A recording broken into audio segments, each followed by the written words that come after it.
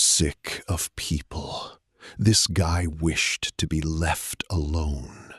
The universe said, bet, dropping him into a world of wild beasts. Waking up under two massive moons, Suho watches endless monsters tearing each other apart.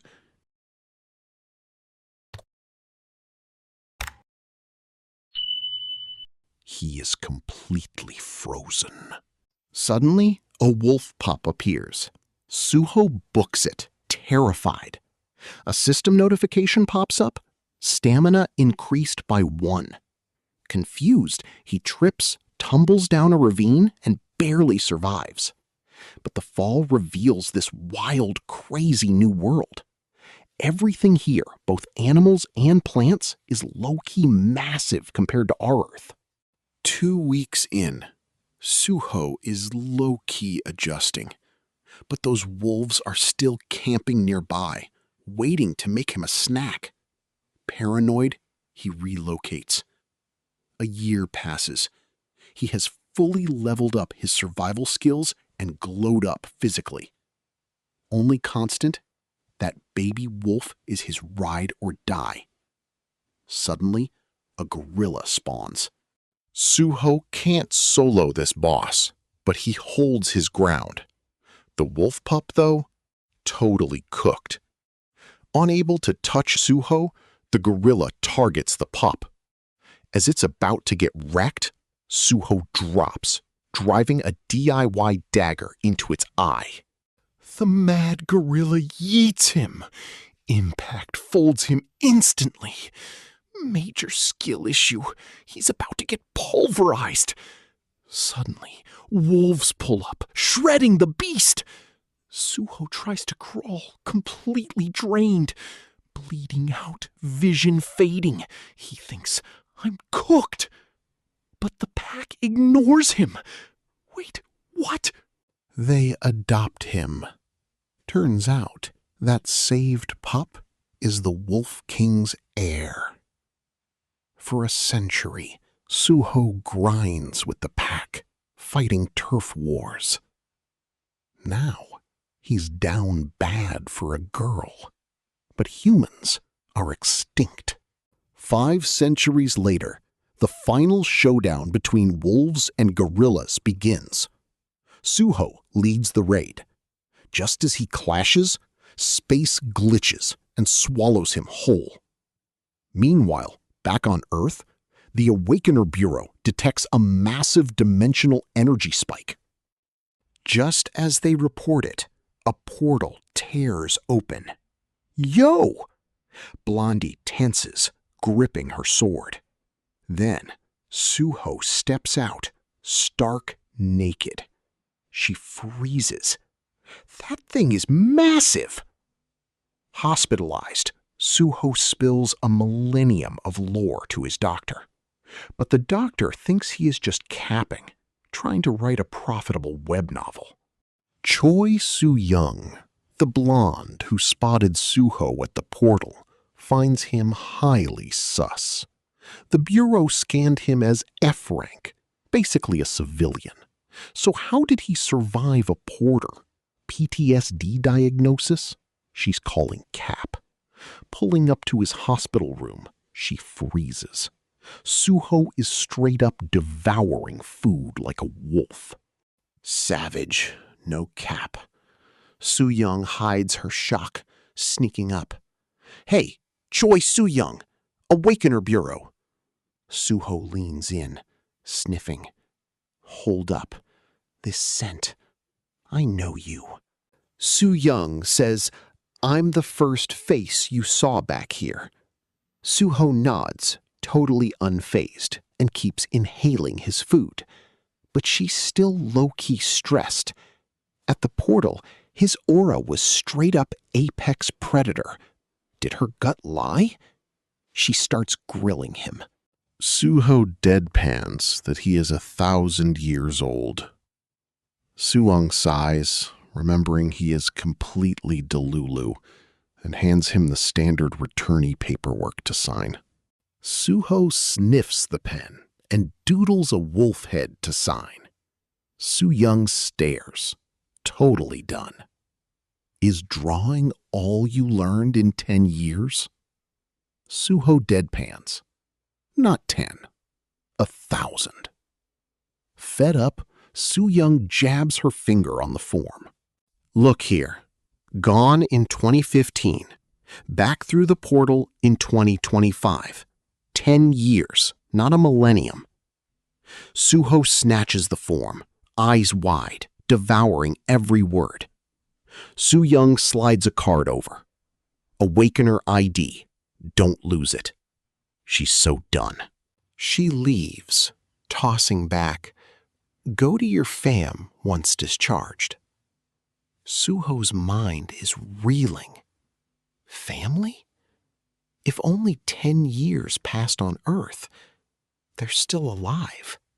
Reading the file, his stomach drops. His parents died the year he went MIA. Only his little bro survived. Suho sprints to Doc, desperately begging for help. Doc just leans back, asking what he wants. My bro is alive, Suho snaps. I'm busting out. Period. Doc smirks. You're totally wrecked, kid. No way you're leaving. But I can check. Suho glares. You got it twisted, Doc. I am not asking for permission. 7 goblins, 3.5 million. 3 bloodstones bring 600,000. After cleanup and puppy shots, he pockets 2.1 million. The maths, but bloodstones? He's clueless. The receptionist explains. They're harvested from goblin chests. Price depends on the stored dimensional essence. No account yet, so Suho gets cash, staring at the fat stack. Once licensed, he'll secure the real bag in dungeons. Meanwhile, Junho heads home. A voice stops him. He turns and gets clocked. Long time, Junho. Forgot the due date? Beaten down, Junho surrenders his daily bag. 2.4 million, interest included. Please, spare me. But the bully demands more, taxing him for travel and dry cleaning. Bro is dead-ass cooked. He won't settle. He wants Junho on a leash. Junho tries to clap back, but gets wrecked.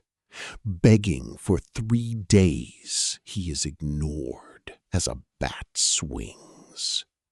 Suddenly, a cold voice cuts in. It is Suho, radiating Grim Reaper energy. Junho is shook. Suho locks in, standing by him. Is that really you, Junho? Junho stunned.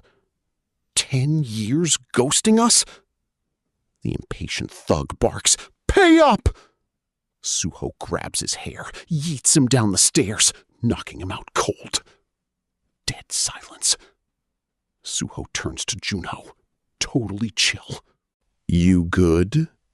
A thug snaps, kicking Suho's head. Suho tanks it. Crack. The guy's leg snaps backward. He collapses, screaming. The last thug goes pale. Suho points down. Come here. Shaking, the guy begs. I didn't touch him. I tried stopping them, for real. Suho drops his cash. Take it and bounce. He leaves with Junho. At the crib, Suho learns Junho has a kid. Where's the mom? I dragged her down, so she dipped. Let's drink. Suho asks about the debt. Just 50 mil, Junho shrugs. Got a delivery gig. His truck belonged to the landlady's son, lost in the Great Calamity. She treats them like family. Suddenly, a puppy licks Junho's son awake. The boy runs over, begging to keep it. Junho introduces his uncle. They clicked instantly. Suho proposes a duo grind. One carries, one loots. Junho is clueless. What gig? Suho deadpan. Monster hunting. Next day, the receptionist is shook by Suho's Awakener ID. Rules are rules. She registers his account, handing him a burner. Awakener Bureau app is loaded.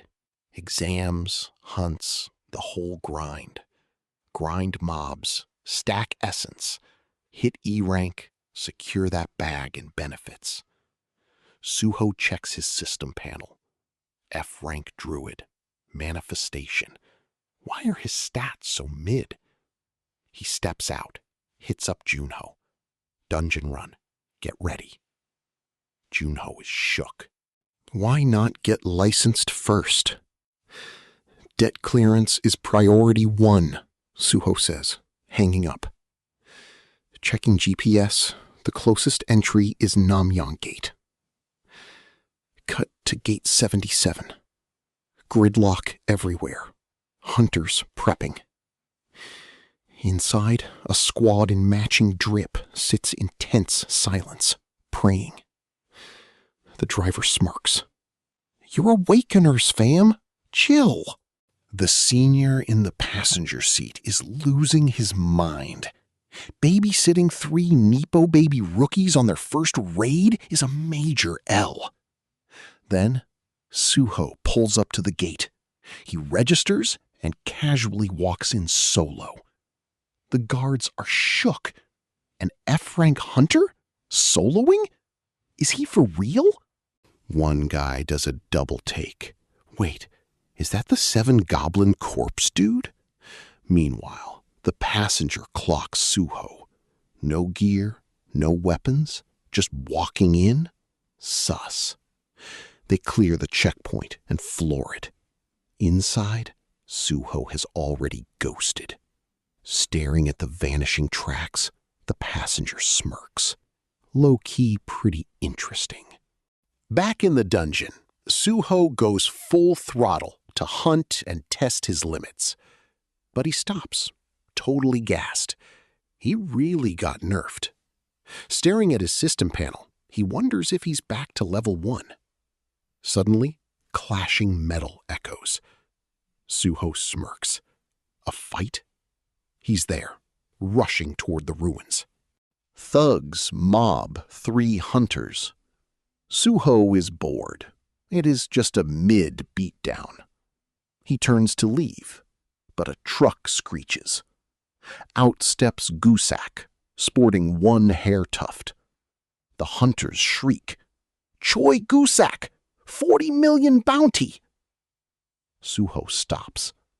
Wait, that clown is worth 40 mil? 3 hunters are panicking. Gusak is C rank, so wiping them is light work. Out of nowhere, Suho drops in, hands in pockets, landing dead center. Total silence. He walks up to Gusak. Heard you're worth 40 mil. Gusak laughs. Not Bureau. Since you want to die, don't blame me. Gusak's eyes glow bloody red, freezing Suho. 5 seconds of eye contact. You're cooked. He orders his crew to jump him. They charge, but Suho punches Gusak straight in the face. Everyone watching goes completely rigid. Gusak is left speechless. Bruh, how are you moving? Suho smirks. This is fun. Found the biggest clown here. Gusak's paralysis gaze did 0 damage. He's still coping, thinking Suho can't diff him. Dodging 1 punch, he eats a knee to the gut and a heavy right hook. A barrage of strikes hammers his chest. A final blow folds him clean in half, sending Gusak flying. Suho looks bored. It's over. In the dead silence, Suho glares at Gusok's crew. Anyone else? We're just spectating. Bet. Kneel. What's your bounty anyway? The crew panics, sacrificing Gusok. Real ride-or-die energy, bro. Gusok literally tears up. Just as Suho wavers, Jangwoo steps up. Boss, they're ops too. Secure the bag. The crew copes hard, claiming they're totally broke. Fed up, Suho knocks them cold. Riding back with Woo, thugs stuffed in the trunk, a bored Suho asks about his build. Woo flexes his swordsmanship, tracking and scouting, learned from a skill manual. Suho shocked. You can learn skills from books? Woo just stares. How does he not know this basic lore? Suho spots a teleport circle. Is that a dungeon portal? Woo hesitates. That's tier 1, the lowest level. Do you have a license? Woo is shook. A total noob cleared a C rank? What the actual hell? He asks, "Who are you?" Frank. Woo almost crashes. Meanwhile, Kang leads his battered squad out. This hunt almost drove him crazy. His squad was straight trash, totally useless. A guard reports 10 captured criminals, including C-rank Choi Gusok. Myung-hyuk is shook. A real boss is here. But the captor is an unlicensed F-rank? Something clicks. Suho's face flashes in his mind. Could it be him? Where'd he go? Myung-hyuk demands. Just entered the portal, the guard replies. Myung-hyuk loses his cool and bolts. If that's Suho, he's the absolute GOAT. Suho drags Woo into the dungeon. Second portal trip, and he's shook. Zero pain, clothes still intact. Woo gives him the ultimate side-eye. Bro, they're woven with dimensional essence. No side effects. It's a given. Even trash tier loot is worth 2 mil. Suho stays quiet, spotting another glowing rift. Woo warns, 38 gates total. We used 24. Suddenly, their only exit vanishes. Woo says the gate only opens after clearing. Suho shrugs, tells him to stay put, and instantly vanishes. Woo is left standing there, totally baffled. Bro, what is his deal? Then it clicks. Suho can speedrun this entire dungeon barehanded, but he has 0 navigation skills. He will clear every mob but miss the exit, leaving them both absolutely cooked. Woo immediately dashes after him. Deep in the woods, clueless goblins are just chilling. Suddenly, the front runner gets bodied. Before they can even react, Suho absolutely wipes the rest, loots their drops, and then slowly slips on his grim mask. He snags a dimensional bloodstone, mid-drop rate, but the bounty bag is secured. Best part? Hunting actually grants XP. Suho is absolutely cooking. When Woo pulls up, it's a total graveyard. Woo is shook. Is this guy seriously F-rank? Suddenly, his tracker pings. Suho has stopped. With 102 points, he can easily cop beast taming and summon Dryad. Goblins ambush him, but Suho low diffs them with 2 quick punches. Then, the system glitches. Critical error, data conflict, additional synchronization in progress. What trash system is this? But checking his panel, Suho's stats finally scale normally. He dumps points, unlocking Summon Dryad. Flash of light. Skill secured. Staring at the system panel, he summons the dryad. An emerald glow rises, pure forest energy. Siho is shook. He saw this before, but Loki thought they were just fireflies. He orders the dryad to sweep for leftover goblins. She scans, syncing with the forest's memory. Suho feels low-key disappointed. Laggy due to his low rank? He opens the panel, dumping remaining points into tracking. Suho palms the ground, scanning. Tracking only pings dead goblins. Did he clear the whole lobby already? Suddenly, a massive roar echoes from deep in the woods. A feral, hyped grin creeps onto his face. Yep, a goblin. For real. He dashes up for high ground, but freezes. Wu is pinned by a yellow mob. Bro, what? I solo queue. Wu, choking. Sir, I am literally the one getting hunted right now. Suho smirks, moving in a flash. Goblin panics, shielding up, but Suho's kick still connects. To the mob, it feels like hitting a literal mountain. It stumbles back, trying to square up, but Suho's flying kick instantly folds him into the wall.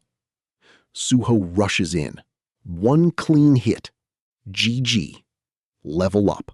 120 points secured. Suho smirks. Not bad. Wu is totally shook. Mission accomplished. The hunt is over. They step through the portal. Soldiers freeze seeing Suho. Is that the guy who diffed C-rank Choi? He cleared it that fast? Ping Captain Kang, now! We found him. Fresh out of the dungeon, Suho gets cornered by Kang Myung-hyuk. At a cafe, the Starfall Guild captain tries to recruit him, promising insane perks to level up. But Suho doesn't even spare him a glance. Myung-hyuk freezes. A flat-out rejection? Is this guy just trying to leverage his price? Think it over, Myung-hyuk presses. Starfall is top 4, but ranks are mid. I'll get you the best bag. Suho shrugs. I don't take orders. Period. He was the Wolf King, ruling thousands in another world. Bow to anyone? Never. Suho goes home, tossing Junho an envelope. 50 mil. Pay the loan sharks. Junho is shook. One day and his bro secured the bag? Suho smirks. Junho grabs the food cash and dips. Too bad he's clueless that loan sharks never let you off the hook. Pay them off, they'll just tax you more.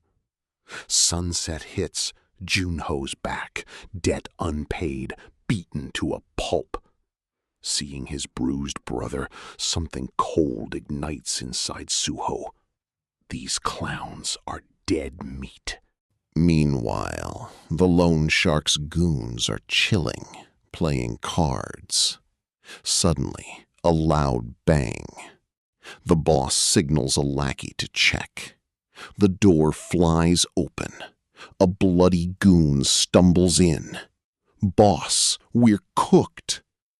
Instantly, a giant hand grabs his hair, dragging him out. Terrifying screams outside have these goons shook. Still, they crash out together. Instantly, a flying body wrecks their leader. The others yell into the dark, demanding the ops show themselves. Then, a cold, murderous aura bleeds in, freezing them solid. Suho's eyes glow like a grim reaper. Do you even know who you just messed with? Stepping inside, he hoists a heavy metal crate and yeets it, sending those goons flying everywhere. Windows shatter. Place is wrecked. But it's just the intro. Suho literally folds every single one of them. Stepping on goons' heads, he approaches. The loan shark boss is panicking, voice shaking. Who is this guy? His minion is literally sweating bullets here. Wait, bro's an awakener? Suho kicks a table, pinning the boss, then steps up to glare. So, you're Kim Jong-soo. No explanations.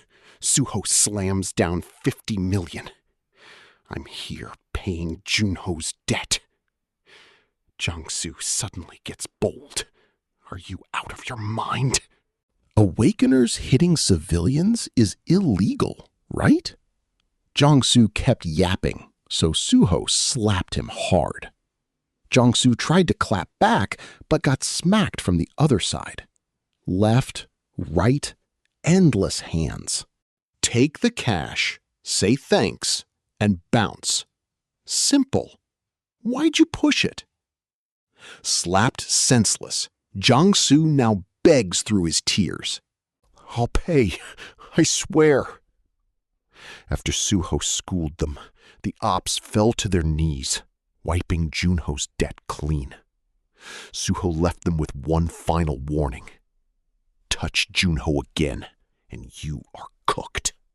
Once Suho leaves, Jong-soo looks up, eyes dark. Think I lack backup? Catch you slipping, you're cooked. Meanwhile, over at Starfall Guild, Myung-yuk rushes into HR, ordering a background check on Suho.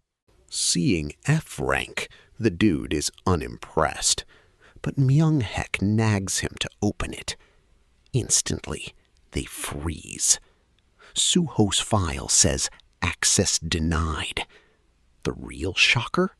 He's been missing for 10 years. Is he a Fed? Telling Myung-hyuk to back off. Suho's plugged in, but Myung-hyuk won't fold. Keep tabs on him. Debt cleared. Suho gets Junho patched up at the clinic. Thankfully, it's no biggie. Junho asks about the Hunter exam. Tomorrow, Suho replies. Junho is low-key hyped for his bro. Pass the exam, join a guild, easy life. But Suho? No way. The former forest king bowing to some boss? LMAO. He's building his own guild. Plot twist? His examiner is the first girl who saw him naked. The exam hall is hyped. Some dude is live streaming, flexing for his donors. Back on Earth, Suho stares, genuinely fascinated by the tech. But the streamer glares, treating him like an NPC, saying back off. Examiners walk in. Suho gets called, only to realize his examiner is the girl who saw him naked. Crazy-haired streamer Han Dong-soo is in his group too. Examiner 15, Choi Soo-young, spots him. Wait, isn't that the F-rank loser? Suho sees Dong-soo looking totally cooked. Why the long face? Dong-soo sighs. Examiner 15 is a menace, failing people on a whim. That's 3 million wasted. Suho shrugs. Honestly, skill issue. Don't blame her if you are just mid. Dong-soo glares. Watch your mouth, punk. Suho's stare triggers him. Let's settle this. Dong-soo won't be clowned today. The crowd gathers, eager for the drama. Up there, Dong-soo stretches, flexing hard and talking mad trash. He drops a flashy combo, claiming his favorite hobby is humbling guys like Suho. Suho just laughs, which completely triggers him. He swings at Suho, but a sharp voice kills the vibe. Soo-young stands at the door. Every candidate instantly sweats bullets. Dorms, now! The crowd chasing clout scatters in a literal flash. Only 3 left. Su Young steps to the edge. You two want smoke? Is that it? Dong-su tries to cap with a sweet smile, but she cuts him off. Save it. Let's drop someone now. Fight. Loser gets booted. Dong-su low-key feels guilty. He wanted to humble Suho, not trigger an elimination. But his own future is at stake. Dong-su rushes Suho but gets folded instantly. Even Su-young is totally shook. That cheat code strength is not normal. So her gut feeling was right? She sensed an irregular vibe. Before she speaks, Suho locks eyes. You laggin'? Pull up. If I win, this big dummy stays. Su-young blinks. The audacity of this guy. Bet. She drops her weapon, entering the ring. Are you an irregular? Suho looks totally clueless. No answer. She immediately throws hands. Survive this first. Su-young's fists rain down. Suho's getting cooked. Smirking near victory, she says, actually beat me, and I'll give you whatever you want. Suho's eyes lock in. He stops tanking hits and makes his move. No takebacks. Su-young is totally shook he didn't even flinch. She powers up a sweep kick, leaps high as thunder gathers, and slams straight down on him. Suho dodges hard. Facing her, a wild idea hits. As Su-young throws a wide kick, Suho smirks. She reads him and blocks fast, but a panicked guard cannot stop his calculated strike. Su-young flies back, her thunder shield shattered by Suho's fist. Shook, she realizes one hit would have cooked her. Suho blitzes, smirking. Bet, my turn, countering. Su-young smirks. You're built different for real. Suho's confused by her constant cap. Right before his hit lands, she suddenly taps out. I fold. Suho's totally lost. We just started. She claims the arena's too mid for real skills. Name your wish. Suho asks if Earth has more strong women. Su-young blushes, thinking it's Riz.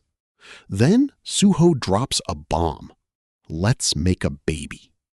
She slaps him instantly, but revived Dong-su catches her. Su-young storms out. Dong-su maths it out. He took the L, meaning he's cooked. Glaring at Suho, he fumes. Happy now? Suho smirks. You're not cut. Shook, Dong-su demands the real tea. Suho begged for him. Realizing Suho took that slap, Dong-su is literally tearing up. Right then, Suho looks like an absolute unit. Meanwhile, CCTV caught the brawl. The examiner watching the feed is shook. Su-young lost to him? He pings Suho, who pulls up. What's the play? Bro records, asking straight up. Is he an irregular? Suho's clueless. Second time hearing this. What even is that? Clueless about the gates?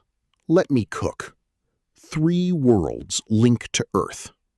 First up, planet Aruka. Elves and dwarves vibe peacefully with humans here, trading culture. Some visitors even unlock magic and OP crafting builds. Second is planet Guchang.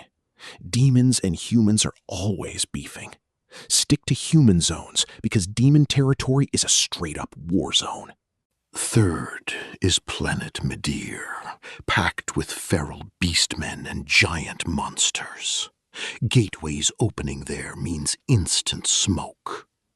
Then there are those who cleared these 3 worlds, got cracked, and returned.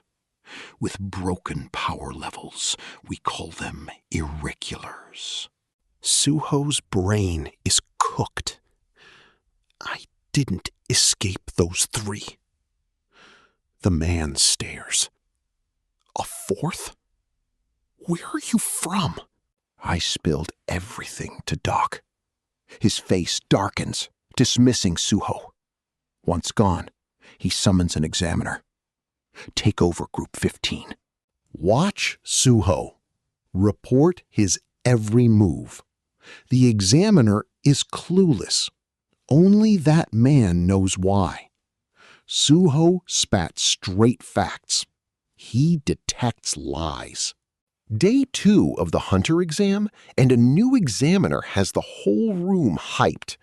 The challenge? Sprint 100 meters under 9 seconds, then clear 40 obstacles within an hour. No nerfs for support classes. First up is a healer class. Over 9 seconds, she is instantly disqualified. Dongsu goes first. 8 seconds flat. Clutch pass. Suho, shoulders rolled, hands on the ground. The signal drops, and Suho dashes like a bullet, leaving everyone shook. Suddenly, the examiner's phone rings. Watching the test footage, he instantly worries about the press outside. He turns around to find reporters snapping pics like crazy, totally hyped. Hanging up, he dials the returnee bureau, sending Suho's clip to Chief Kim. She watches and freezes. A subordinate reports the major's lie detector skill confirms Suho's T to Doc is totally legit. Kim frowns. She wrote him off as a delusional F rank. But if this is legit, he's a B rank irregular. Maybe the first returnee from a 4th planet. Realizing this, she locks in. She orders her team to clear reporters and lock down the venue. Too late. The news already leaked. Nuke the feed. Security locks down the hall on her order. Meanwhile, as Mi-suk cools down, a dark realization hits. Suho raw-dogged the portal with 0 gear. Did lacking dimensional essence make the system nerf him to F rank, despite his stats staying cracked? Plus, the Bureau's system glitched right then. He's definitely sus. If he is actually a 4th planet returnee, those sweet exploration rights are all ours. Bags gone. Group 15 got wiped, except them. Dongsu is shook. Suho asks, "You good, bro?" That look again, Dongsu explains. Next up, dungeon raid. More teammates, better odds. Suho ignores him. It's just a dungeon. I got this solo. But Suho is low-key obsessed with his stream setup. He asks what it is. Dongsu stares. Bro, did you live under a rock? Look, she's mukbanging live for 1 million viewers. Suho is jealous. Seeing Suho's hype, Dongsu offers a mukbang. Suho beams at the massive feast, then locks eyes. You're cool. Join my squad. Dongsu completely freezes. He stares, brain lagging. Your own squad? Not a guild? Suho nods. Dongsu almost says no. But wait, posting Suho's dungeon runs on YouTube? He'd absolutely go viral overnight. He's hyped, eyes shining. He agrees. I've got your back. But there's a catch. Squads need 3 licensed hunters. Where's the 3rd? The door flies open.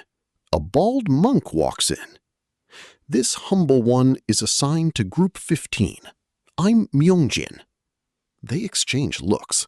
Even monks are grinding nowadays, no cap. Suddenly, the intercom crackles. Suit up. The raid is starting. After 2 days of training, it's the final stage. The examiner briefs everyone. They're raiding a Tier 1 Phoenix Guild dungeon. Suho's clueless about guild management. Dong-su is done with this noob, but explains anyway. The government split dungeons among 12 guilds. Basically, build a guild, claim territory, get that bag. Suho is locked in. He's making his own guild, no cap. It started as wolf nostalgia, but the perks are actually insane. The examiner adds that this rookie raid is low-key super easy now. A maze dungeon? Dong-su's stomach drops. Without exploration skills, 90% of all teams will get lost forever. Suho shrugs. I have exploration. Dong-su freezes. He learned a skill before the exam? Those cost 30 million won. Is this guy low-key loaded? Dong-su asks Myungjin, "What's your awakener skill?" Myungjin goes quiet, head down. Suho and Dong-su exchange a look. Suddenly, Myungjin's face darkens, giving major bad vibes. Before they can ask, the examiner calls it dungeon time. Geared up, they head to the gate. The examiner tags along, warning them to act like he's invisible. Dong-su nervously asks if the examiner will back him up if things go south. No response. Suho stands up, completely unfazed. Why so scared? No trust? Myungjin draws his staff. Dong-su is shook. A dimensional weapon? One skill manual, one OP weapon. Bro realized he's the clown here. Inside the dungeon, Myungjin carries, walking ahead. Tense, Dong-su warns him, then slaps his mouth. He forgot the examiner was lurking behind them. Rule 1. Stealth first. But Bro literally doxed his location to every mob here. The examiner's definitely docking points. Suddenly, a skeleton charges out. Suho casually headpats it, and it instantly shatters. Dong-su claims it was all his big brain bait strategy. The audacity is crazy, almost as loud as his mouth. Jogging to catch up, he triggers a floor trap. Arrows fly. Instantly, Myungjin draws his staff, spinning it in a blur to deflect them all. Dong-su fanboys. That staff play is cracked. Then immediately triggers another trap. The floor collapses under them. Classic Dong-su, always ruining the vibe. They land in a sewer. The exit's blocked.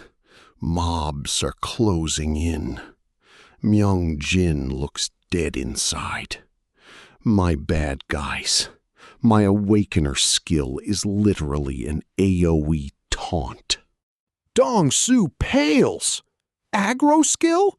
You pulled the whole mob? Suho smirks. Bet. Saves me the grind. He leaps, shattering the ceiling with a spin kick. Left him shook. Suho eyes Myungjin. You pass the vibe check. Join my squad. Monsters howl. Suho spams scan and rushes them. When the others climb out, it is a total bloodbath. HQ gets the alert. Group 15 cleared it. The boss stares at the clock. 30 minutes. The average is 5 hours. Absolutely insane. Did they fumble? Group 15's examiner called. Suho's squad clutched it. Sending footage. Watch this. This basic dungeon can't even scale his power. With licenses secured, Suho's squad is official. Dong-soo streams from Suho's place, roping in the landlady, while Myung-jin brings his Buddha statue. He is living here now. The squad's roles are set. Junho drives, Suho and Myung-jin fetch loot, and Dong-soo records. With his visual memory skill, he is basically a living camera. First dungeon run starts, but bats instantly swarm them. Dong-soo's vibe is officially ruined. 0 ranged DPS. Myung-jin steps up. I got this. Tapping his wooden fish, he chants, aggroing the bats to him. They swarm him, but Myung-jin spins his flame cyclone staff, turning every last bat to ash. The boss spawns, but Suho instantly slices him in half. Dong-soo uploads the epic combat footage, and it goes viral instantly. From that point on, they're absolutely unstoppable, popping off like a broken dam. Misuk is stressed. She gatekept the media, only for their own hunter to go live. Now, Suho's squad is speedrunning 20 raids daily, trending top 3 on YouTube. Her entire team is just absolutely cooked. Without damage control, they're cooked. Misuk sighs, locks in, and stands. Get Suho, I'll handle this myself. Meanwhile, the squad touches grass. 3 straight days of grinding secured their rank upgrade and 140 million gold. Then Suho spots a system panel hovering near Dong-soo. Level 3, F rank, YouTuber. Bro spent 3,000 points on random skills to unlock this. Suho checks Junho. Panels there? 0 info. Same for the landlady. But his dog's level 1? Even dogs awaken? Something clicks, but he shelves it. He offers Junho a new ride. Junho's hyped. At the dealership, Suho instantly buys the newest model. Junho's hyped driving, asking where we're heading. I point to the forbidden zone. He's clueless. I whisper, you said you never awakened because you were just too broke. Let's switch it up. He hasn't even hurt a fly, but his bro is forcing him to hunt monsters. Hearing Suho's plan, Junho panics. No wonder he bought that car. Basically a parting gift. Monster roars echo from the outlands. Junho is regretting life, but Snowy is hyped. Adopt Snowy instead, bro. I'm heading home. Suho is silent. He steps out, telling Junho and Snowy to wait. Bro walks off. Even the dog is chill, but he's low-key bricking it. Loan sharks target Suho. He looks scary, but he's beatable. Someone suggests hiring District 4's Choi Siwon to settle this. It's pricey, but he'll pay for clout. Meanwhile, the landlady rushes home in the rain. A car stops. Misuk steps out, flashing her badge. Hi, we're Returnee Bureau. Suho around? The landlady stares. Kids today are built different. Outlands. Suho has been gone 30 minutes. Junho is stressing. Suddenly, Snowy growls from the back. Boom! A goblin slams the window. Junho is shook, watching it slowly slide down. The door yanks open. Suho glares at his shook brother. Get out. Even dogs have more spine. Junho stumbles out, finding a dying goblin nearby. Suho drops a weapon. Finish up, then follow. Leaving Junho in the rain, who whines about skipping his main awakening arc. Suho glares back, icy cold. Massive skill issue. The weak don't survive. Get moving. The writhing goblin snarls. Snowy barks. Snowy, bite! At Suho's command, he charges with zero fear, but he is too underleveled. The goblin claps back. Suho sighs. Snowy's cooked. If you don't clutch up, he's done. Still, Junho freezes. Suho's face hardens. Move, now! No way out. Junho grabs the dagger, hands shaking, gasping, totally shook. Then, a sudden yelp. Snowy is literally in the goblin's jaws. To save his pup, Junho locks in, gripping his dagger. He stabs hard, but the goblin won't die. End him right now, Suho screams.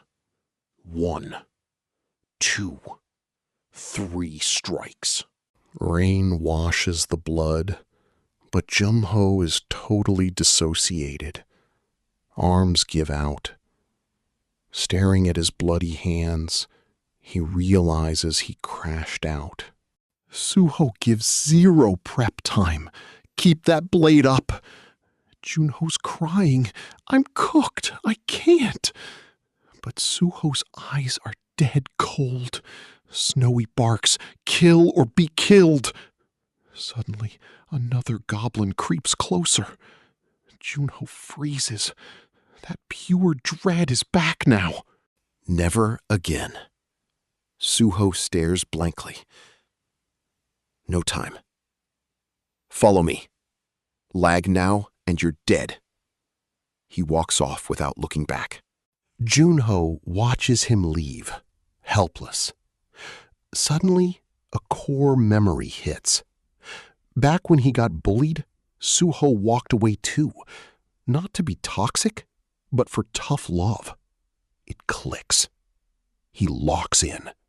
Dagger secured, he blitzes the goblin, shoving the blade straight down its throat.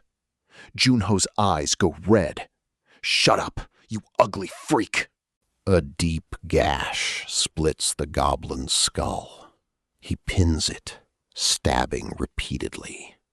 Rain washes the blood. Lightning flashes, revealing his face. He's giving pure demon mode, not human. Suddenly, another op spawns. It tackles him, but zero panic, just a dark smirk, dagger straight to the throat. Junho walks through the pouring rain, changed forever. The thrill of the kill hits different. When Suho sees Junho's awakened class, even he is shook. Cute. Did you grind at a slaughterhouse? Junho smiles in the rain. Check this out. Got a gift. He looks up. Behind Suho, goblins are piled high. Junho laughs darkly. Aren't you the best, big bro? They head to the Awakener Bureau. The receptionist panics. What happened? Suho shrugs. He just awakened. Chill. She sighs, sending them to clean up, get shots, then hit the third-floor essence test.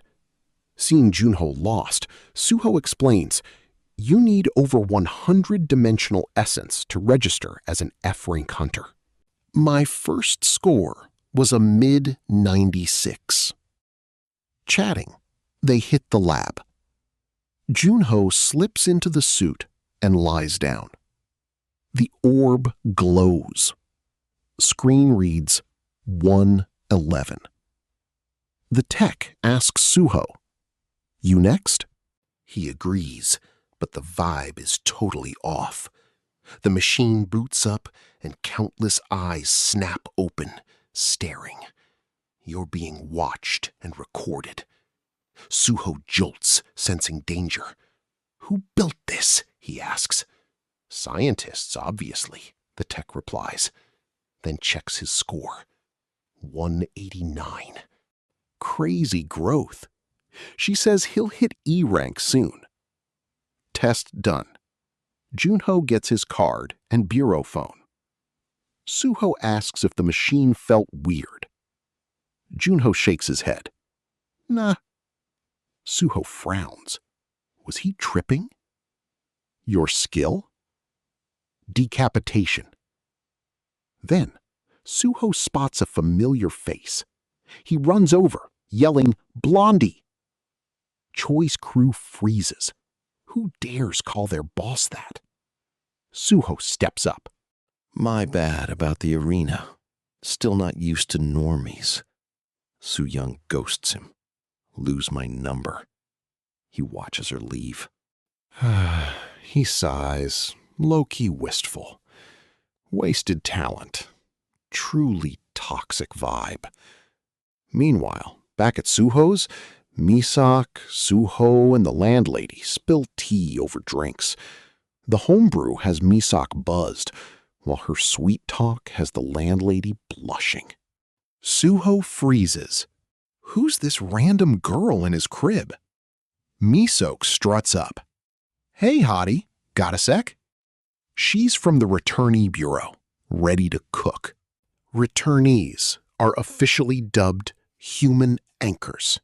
Suho's red portal spawn makes him one. That two-way gateway will reopen right next to him. Misuk claims it leads to a fourth uncharted realm. Hearing this, Suho's mind instantly flashes back to the wolves he left behind. He asks when the gate opens. 99 days, she replies. Stay in the country. Suho's confused.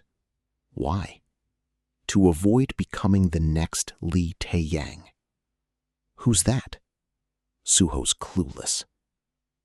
Misuk explains he's the strongest active awakener. During the calamity, feds locked up returnees, claiming it was for protection. D-rank Taeyang escaped no diff back then. Done with Korea, he sold out to Japan. Tokyo's Guchang Gate is his mess. That's why she's here hunting. Korea can't lose another gate. It's a whole industry. Suho knows their game. What's my cut? Misuk says, name it. Suho smirks. Guild status, plus exclusive territory. Eavesdropping behind the wall, Dongsu almost fumbles.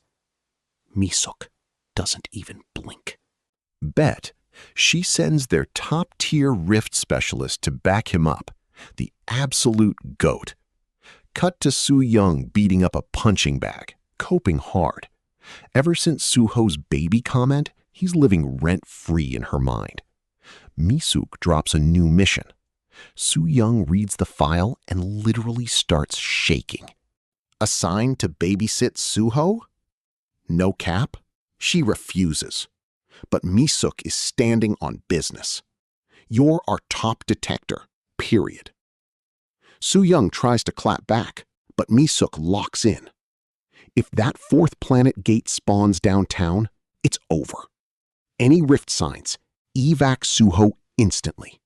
Until then, you stay glued to him. Zero hesitation. Misuk just dips. Su-young is left on red, absolutely seething. Just you wait. Their squad leveled up to a guild, unlocking rank 2 dungeons. But Junho warns they're too small, needing a D-rank carry. They'll stick to rank 1 for now. Suho agrees. Grind rank 1 dungeons for cash. Level up with skill books. Recruit when Myungjin returns. Squad, let's roll.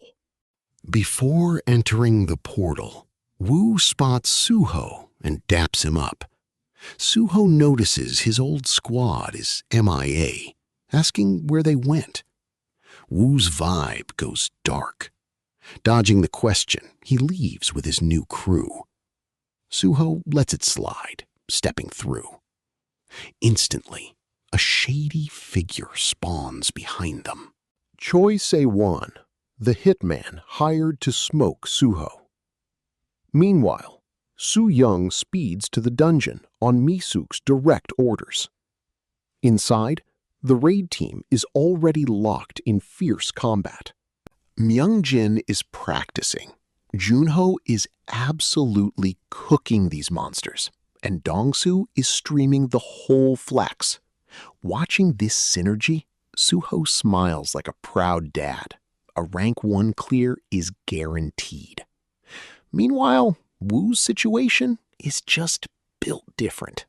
His makeshift squad has zero synergy, getting instantly scattered by mobs.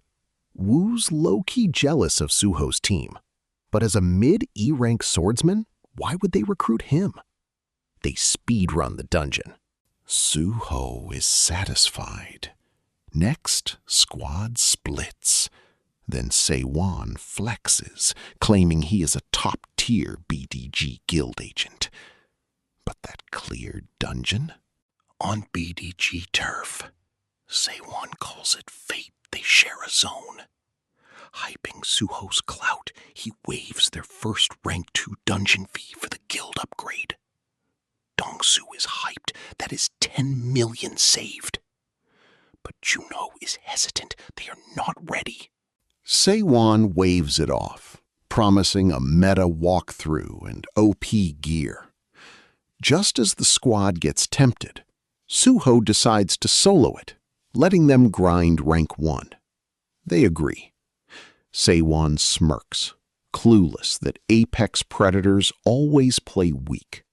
Suho leaves.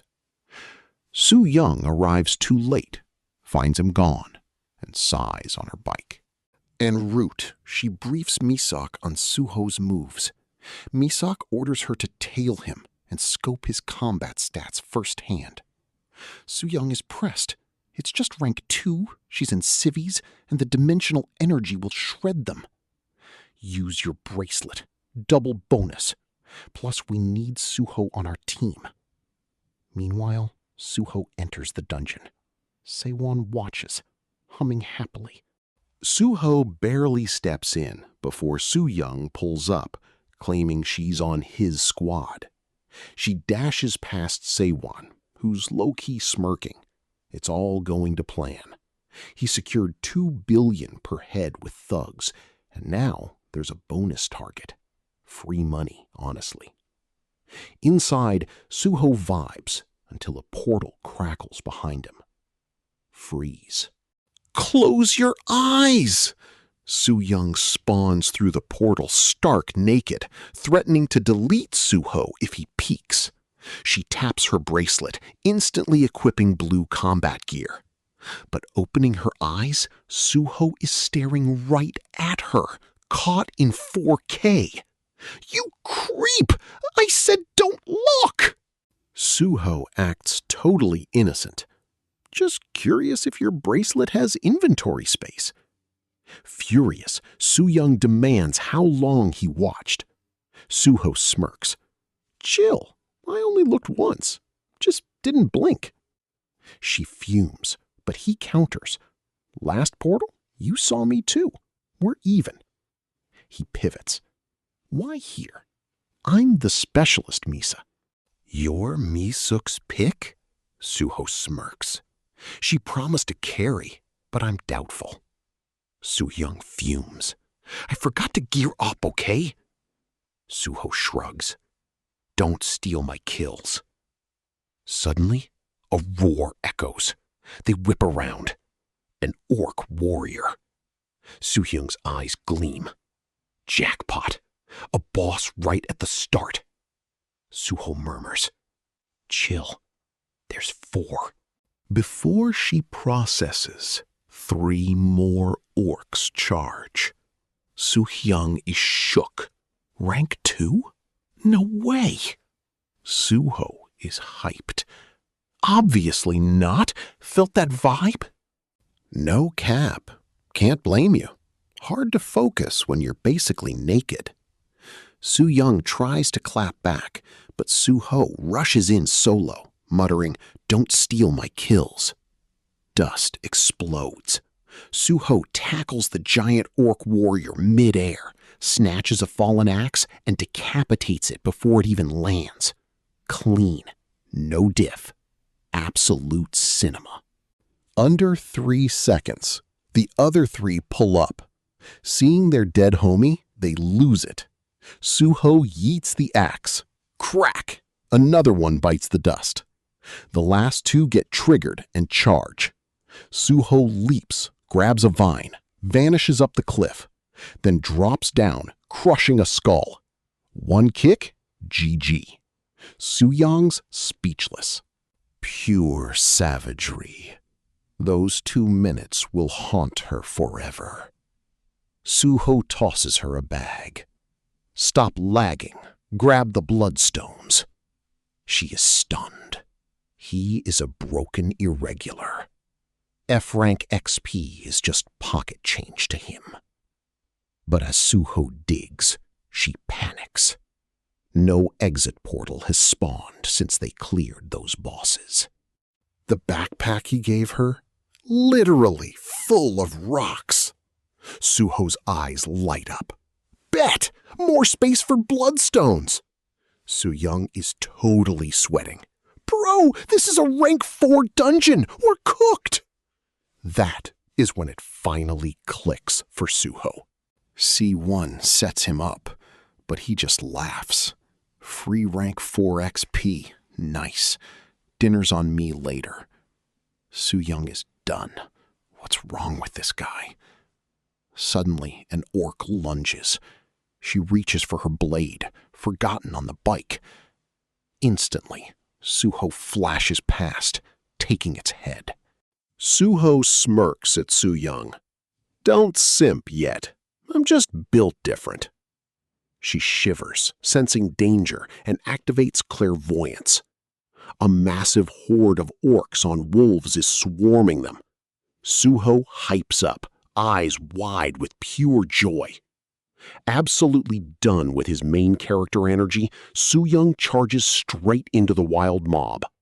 Su-ho charges in, warning her not to steal his kills. Done reasoning, she summons her backup weapon and dives in. Meanwhile, Su-ho shreds with his dagger, still complaining about KS. Su-young tries to clap back, but Su-ho is already cooking, slicing through the orc mob like butter. Right as he's about to breach, a spiked club hits him hard. The war chief pulls up. Su-young gasps. Su-ho locks in. He stops dead.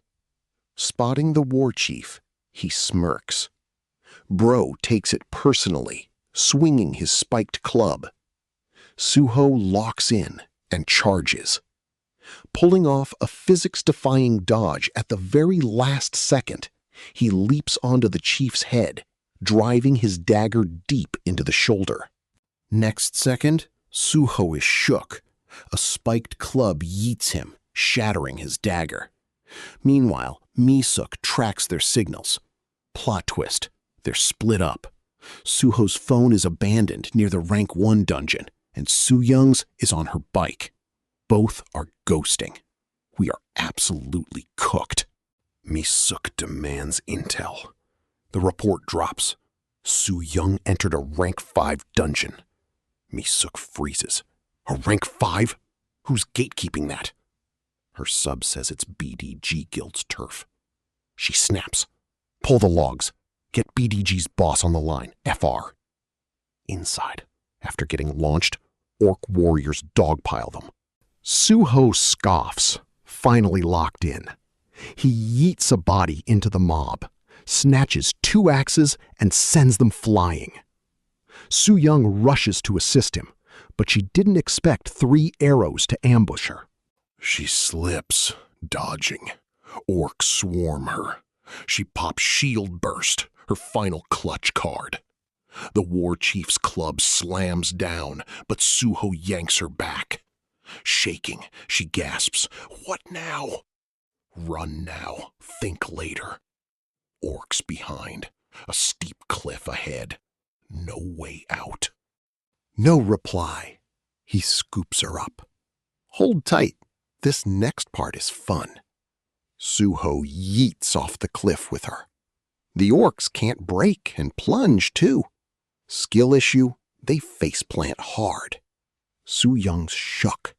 Suho dumps her, totally drained. Barely made it. Su-young collapses, shook by the cliff they just survived. Hiding in a cave, she panics.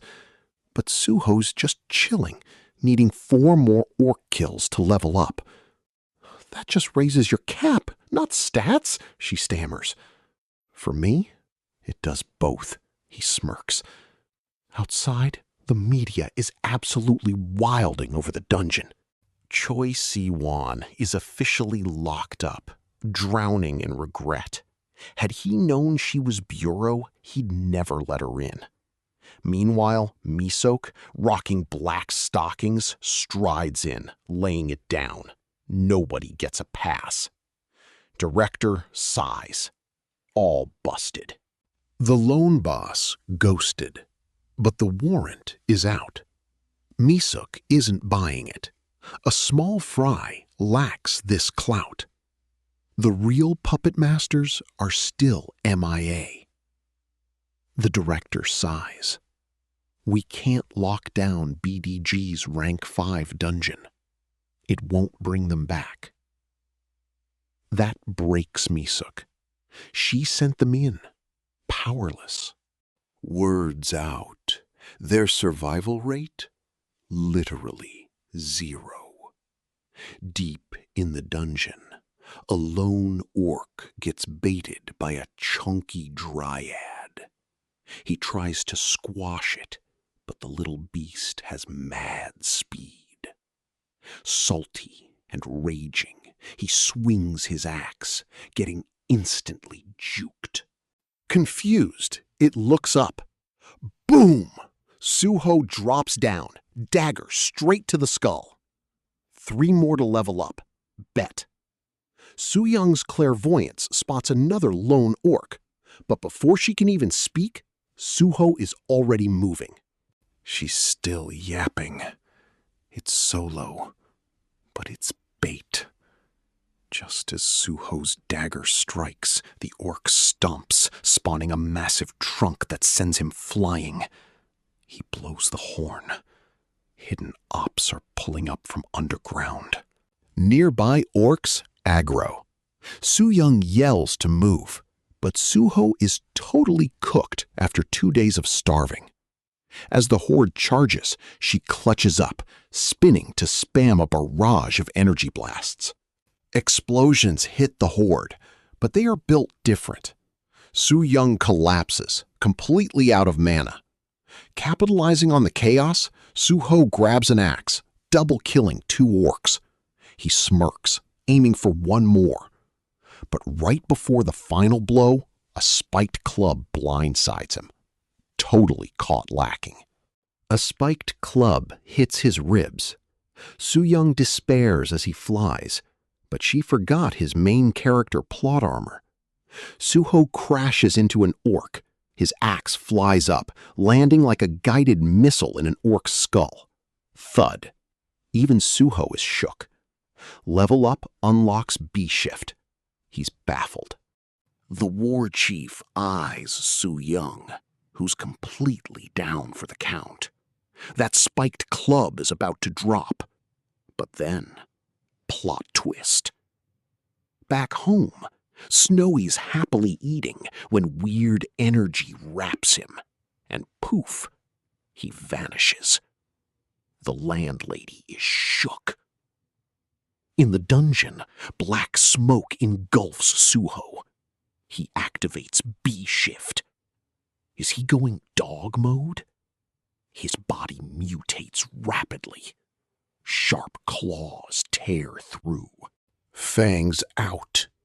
Transformation complete. Suho is no longer human. As the war chief swings, Suho blitzes forward, claws gleaming. He leaves an afterimage, closing the gap instantly. The boss is cooked before he can react. Every strike hits different. Pure main character energy. Fists rain down like a storm. The war chief's face is straight up cooked. Suho goes feral, clamping fangs on his throat. Blood splatters. Soo-young is shook. When he goes limp, Suho glares at her. The vibe freezes, blood dripping. She calls his name, shaking. Instead of replying, he lets out a low bark. She is paralyzed. She freezes, then awkwardly flops. No wonder you never act human. Bro is literally a dog. 3 days since Suho entered the dungeon, the Awakener Bureau director goes live to brief everyone. This is a rank 5 dungeon, the Orc Castle. Clearing it takes 30 B ranks, or 10 A ranks minimum. The director is yapping. The crew is totally over it. They know Suho and Soo-young stand 0 chance. Meanwhile, Snowy suddenly spawns back home. The city has 0 clue where he is. Inside, Suho cancels Beast Shift, returning to human form. He gets it. The skill merges him with tamed beasts. He glances at Soo-young, who's totally dissociating. Yo, stop spacing out. Let's grab loot and eat. But she looks defeated. No point. We're cooked. This is our grave. Suho stares, confused. Rain falls, matching Soo-young's mood. The orc chief is cooked, but the portal's locked. The real boss hasn't spawned. Cue the flashback. Back during her B-rank promotion raid, she and her boyfriend ran a rank 5 orc castle, just like this one. But her A-rank boyfriend died right before her own eyes. She can never escape that sheer despair in his eyes. That boss's face is literal nightmare fuel. Suho pulls her close, promising to save her. Meanwhile, outside the dungeon, Dong-soo is live-streaming a total meltdown. Mi-suk is crying. They even called a shaman. Everyone's holding their breath for Suho and Soo-young. Little do they know, the duo is totally fine, just mukbanging KBBQ inside the dungeon. After leveling up, the system shop restocked new food for Suho. During a break, he asks about her ex. She blacked out mid-fight, waking up hospitalized. Her ex only left a single longsword behind. Taking down that orc overlord cost 2 A-rank hunters their lives. He's built different, stronger than 5 orc chiefs combined. So an overlord is here? Where is he then? Soo-young's unsure, but there's 0 trace within a kilometer. Usually the boss just camps inside the castle. 4 towers house the orc chiefs, with thousands of mobs outside. Suddenly, Suho's scout dryad flies back, whispering she found the castle. Soo-young's shook by her speed. So what's the play, Suho? Find him, end him. Period. Soo-young is shook, speechless. Suddenly, war horns blare from the orc castle. The gates fly open, and a horde of orcs floods out. Soo-young's locked in, every muscle tense. Once the orcs clear, she screams, "Now!" Suho triggers beast mode, hoists her, and charges. The ops are caught completely lacking, but give chase immediately. Inside, they scramble to shut the gates. Archers lock in and fire. Su-young clutches a shield for both.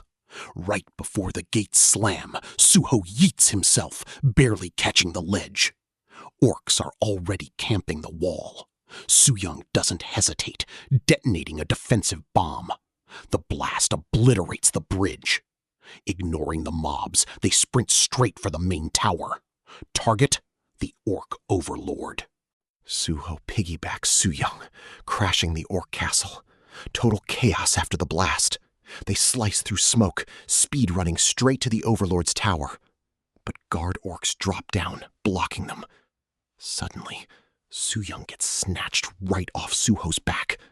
This is bad. Suho turns back, but she yells to keep going. Falling, Su-young grabs the ledge, pulls herself up, and lands. But orc mobs are waiting. She spawns her sword and instantly locks in. Meanwhile, Suho speedruns every obstacle, closing in on the tower. Throned atop the tower, the orc boss snaps his 3 eyes open. Slowly looming over the edge, peeking down. Why the noise? But the second he looks, a dog head gets yeeted. 0 reaction time. Iron jaws clamp his throat. He's silent, but definitely screaming inside. The bite sends him flying, plummeting off the tower. Crack! Impaled straight through the castle spire. Just like that, this hyped raid boss gets folded, deleted from existence, without even getting a single line of dialogue. The spire collapses under the boss's weight. Swarmed on the wall, Su-young is cooked. She triggers a defensive blast, sending herself flying. Through the smoke, she sees a massive horde of ops waiting below. She is down bad. Is this the end? Suddenly, a hand catches her. Clutch save. Suho is here. He shields her, rolling clear of the orcs. Su-young is shook. You actually clapped the Overlord? Suho nods. No time to chat. He piggybacks her, bolting. Spam exploration. Find the portal. Su-young is low-key shook by the Overlord's death until that exit finally registers. He actually cooked! Outside, everyone is shook. The monitor counts down. The orc gate is breaking. They finally clutched it. Misuk's crying. The crowd goes wild. Inside, Suho is speedrunning. Su-young piggybacks, shouting, "Portal's 700 meters past the wall. 11 o'clock. 10 minutes left." Orcs are aggroed. Suddenly, Suho veers off. Yo, why? Su-young loses it. No time. Suho just smirks. He spotted the demon wolf grounds, and he's taming them all. Skill activated, and exclamation marks pop up. Follow me, Suho commands, and the demon wolves fall in. Su-young is shook. We're actually bringing them? Suddenly, massive orcs block the path. Suho prepares to throw hands, but a clutch dryad whispers about a secret exit nearby. Su-young instantly spams her radar skill. Bet. There it is, tucked away. Suho speedruns the wolf pack out of the castle. 23 seconds before the portal closes. They're almost there when an orc yeets a spear. Su-young turns. It's locked onto her, piercing straight through. The impact sends her flying. Clutch save. Her bloodstone backpack tanked the hit. Who cares? She's cooked. The portal's closing. Orcs will finish her. Pure dread. Through the haze, a dog runs up. It's Suho. "Don't come back," Su-young screams. As an orc spear lunges, Suho deadass snatches and drives it through. 8 seconds till portal lockdown. Outside, everyone's literally holding their breath. 4 seconds. Suho shields Su-young. She gasps, "Why'd you come back?" No reply. "Hold tight. I'll show you what real speed and power look like." Countdown hits 0. Orcs freeze. Portal shatters. Dungeons collapsing. Just as everyone loses hope, a wolf howl rips through, and demon wolves flood out. A dark streak flies by. Rushing over, they find Suho and Su-young, knocked out cold, but still holding each other tight. At Awakener Bureau HQ, media outlets are farming clout over Suho's rank 5 clear. This clickbait draws global spies, all lurking with one main goal. They must bag Suho now. The boardroom is yapping. They think one contract won't lock Suho in Korea. But Doak is cooking. With family here, he won't dip. Scanning the files, Doak spotted a clue. Living a millennium with wolves, Suho never forgot his Earth fam. Back here, he missed his pack. Real talk, he just wants his people. Give him a safe zone to chill, he won't betray us. After debating, Misok finds an abandoned Namyang hotel that low-key hits different. It is far enough that a 4th planet portal won't touch them. Quick glow up, lock it down, hand it to Suho. The boss asks, "Is Su-young still keeping tabs?" Misuk is locked in. Did she submit the dungeon report? "A dog man," she says. That's the report. Silence hits as everyone stares. Meanwhile, Lee Tae-young, allied with Japan, rebranding as Sonoda Hiroshi. Today is his debut match, and he chose violence. 2 moves in, his opponent is dead. Shock. A friendly spar? He ghosts them. That's 22 straight wins. In the locker room, a redhead hugs him. "No cap? You iced him?" Hiroshi stays blank. Yeah, he was 7 evils. She hands him Suho's file. He glances. 0 clout. Sonoda Hiroshi is a returnee who looped 25 times. For 500 years, he speed ran the same grind, memorizing the future. Slaying 7 evils and joining Japan was all to save Earth. In past runs, he watched monsters devour everything. Humanity cooked as beasts ruled land, sea, and sky. Japan was humanity's last stronghold. This run, he's building its foundation diff, prepping for the apocalypse, no matter the hate.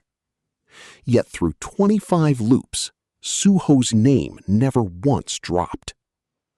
Hearing that Suho is supposedly a 4th planet returnee, Hiroshi just scoffs. 4th planet's years away. To Hiroshi, Suho is just a Korean industry plant. She keeps yapping, but he's already AFK. If he survives the apocalypse, we'll talk. Meanwhile, Suho's squad pulls up to their new base. Wait, is that a haunted house? I literally just saw a ghost. Su-young glares. Seriously? This trash place? Misok just smirks. It's a total fixer-upper, but Suho instantly claims it. Su-young pinches his back. Are you delusional? What about my feelings? Since Suho is down, Misok shoves her aside. Claim your spot. Let's sign. Bet. Let's go. Behind Suho, starry lights glow up. Dryads answer his call, diving down to manifest a massive forest instantly. Insane. Misiok smiles, pulling out the contract, but Soo-young snatches it to check herself. Misiok's smile fades. Wow, her girl is totally down bad for him now.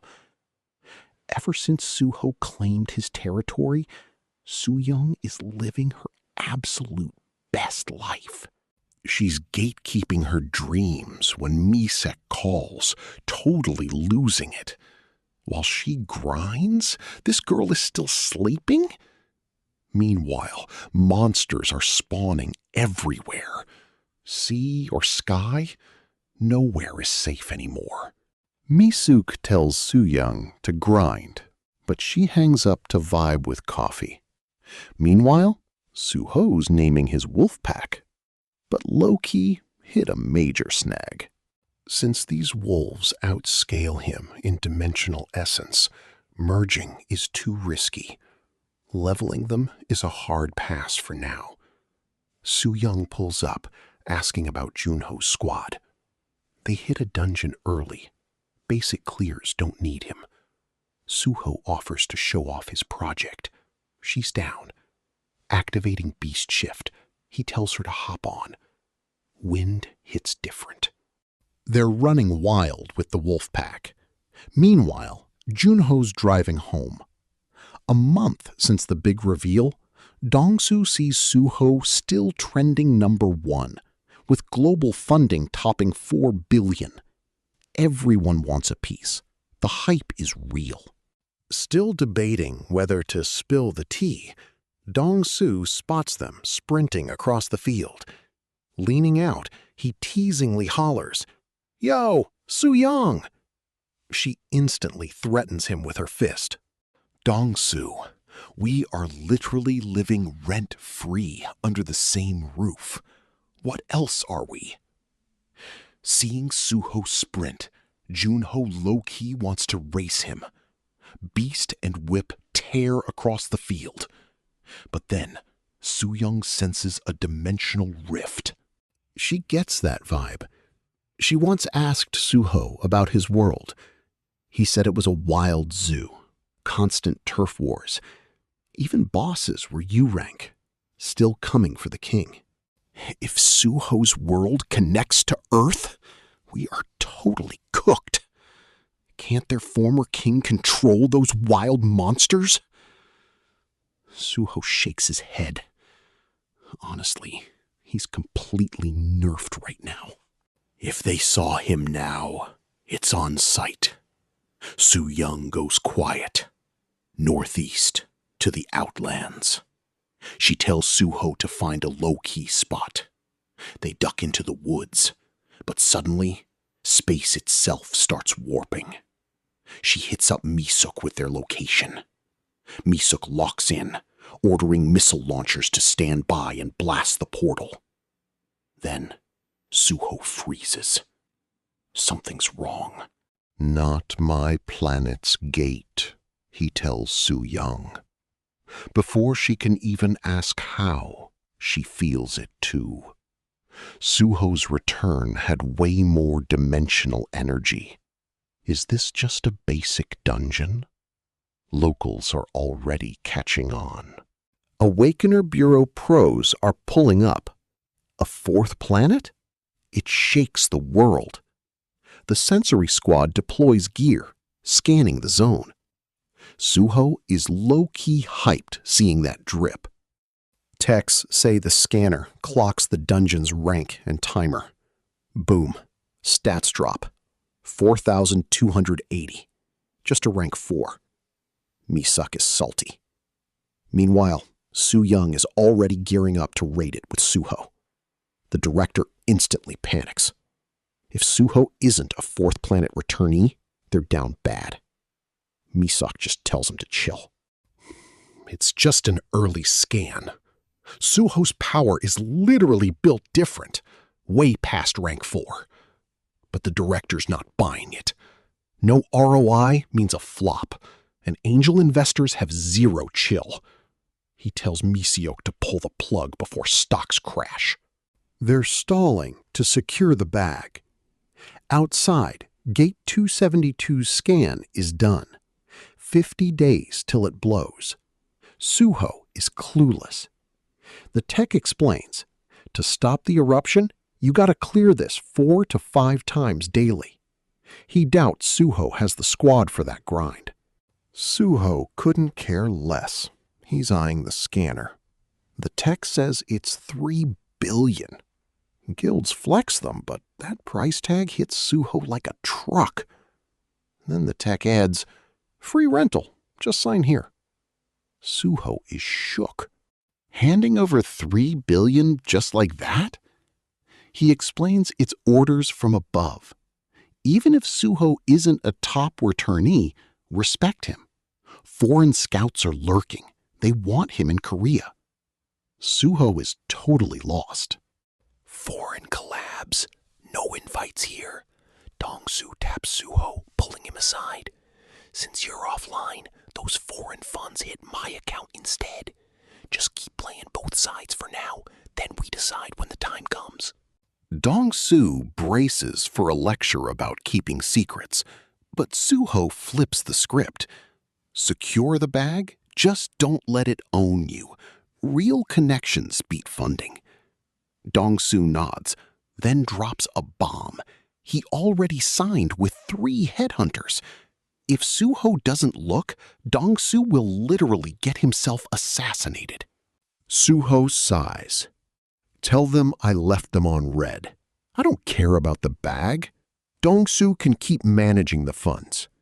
He only wants to know if this dungeon is his home. Four Eyes blocks him. The Bureau's strike team is coming. Suho instantly declines. Contract says only 2 specs allowed. He can't hunt. Four Eyes is stressing. Can this tiny squad clear rank 4? Su Young says stay in your lane and film. Snowy trots up. Wanna tag along? Let's level up. 5 squad mates and a dog step through the portal into a dead forest. Suho feels low-key nostalgic. Suddenly, Su Young halts them. 3 mobs, 70 meters out.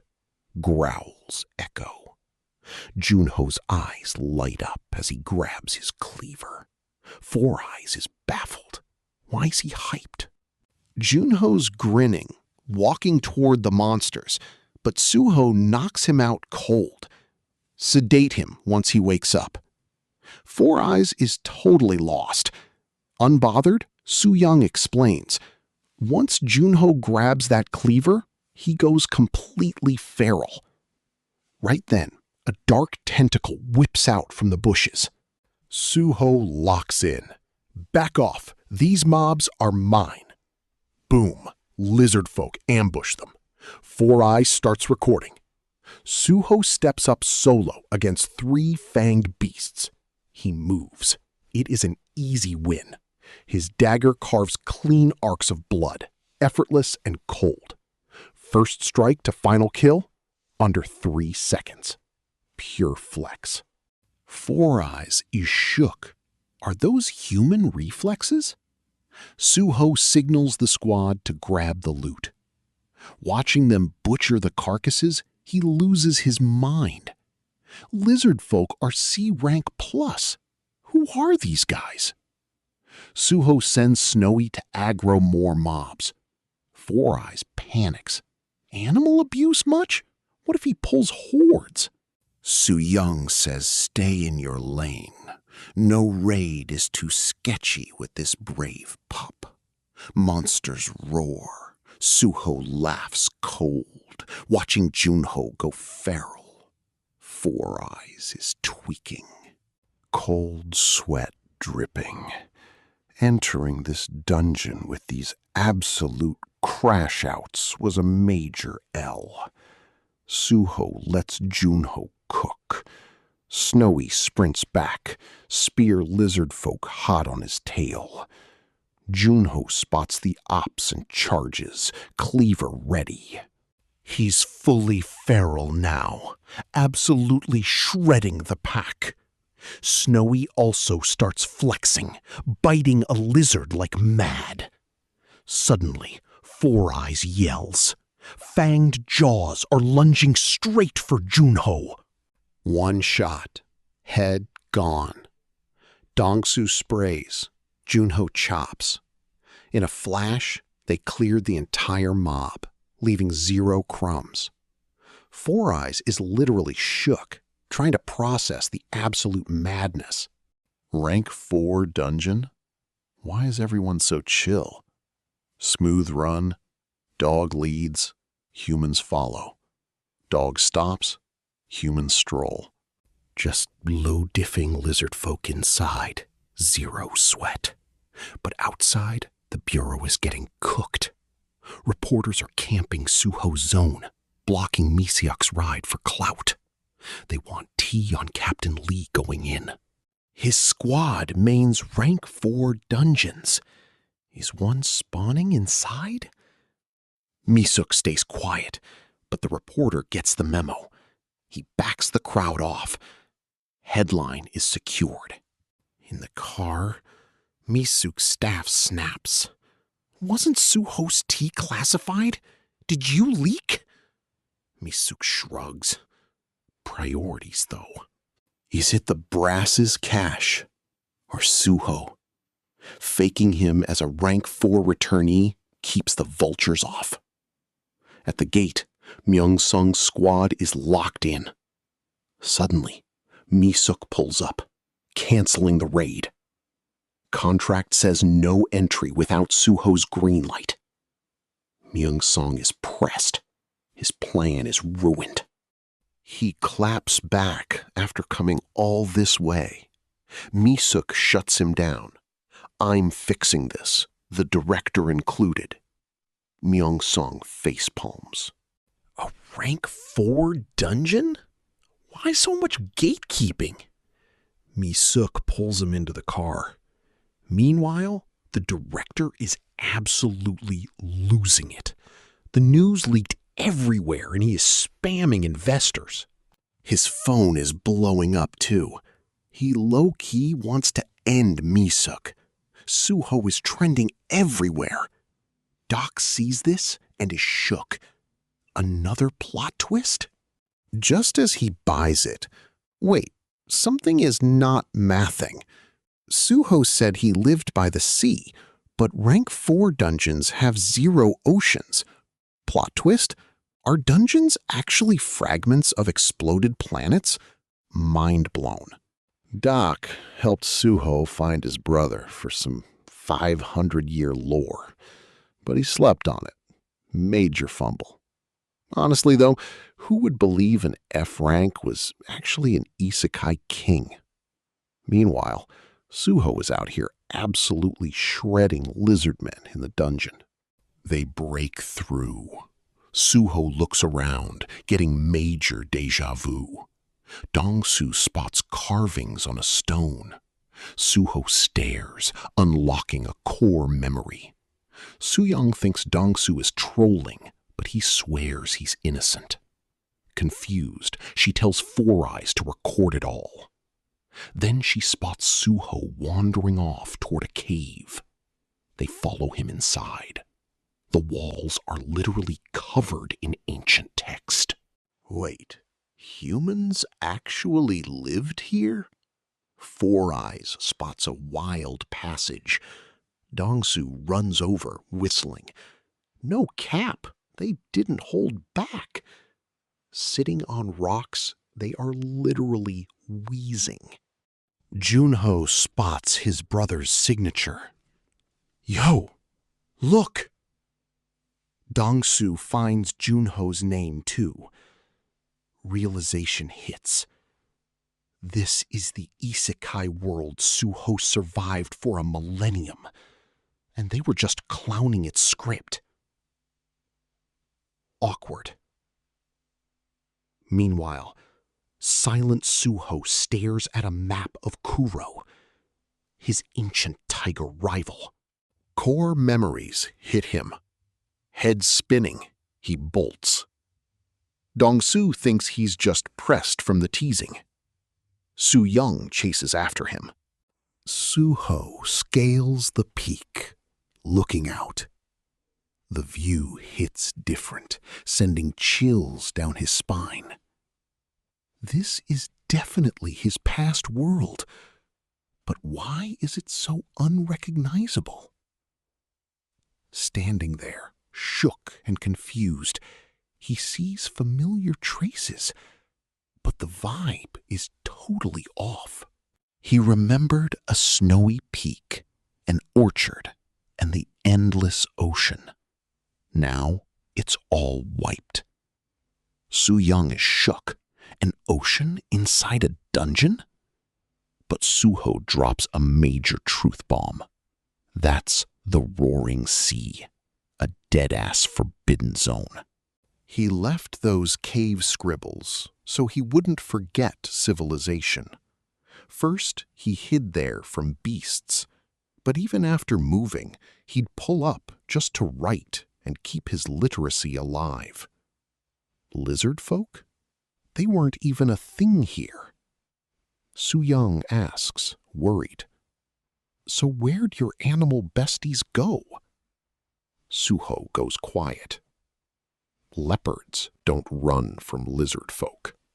Su-young points to the haze, the dungeon's edge. Suho freezes. If that's the border, where'd the leopards go? Suddenly, lizard folk screech. Over 100 scale the peak, fast AF.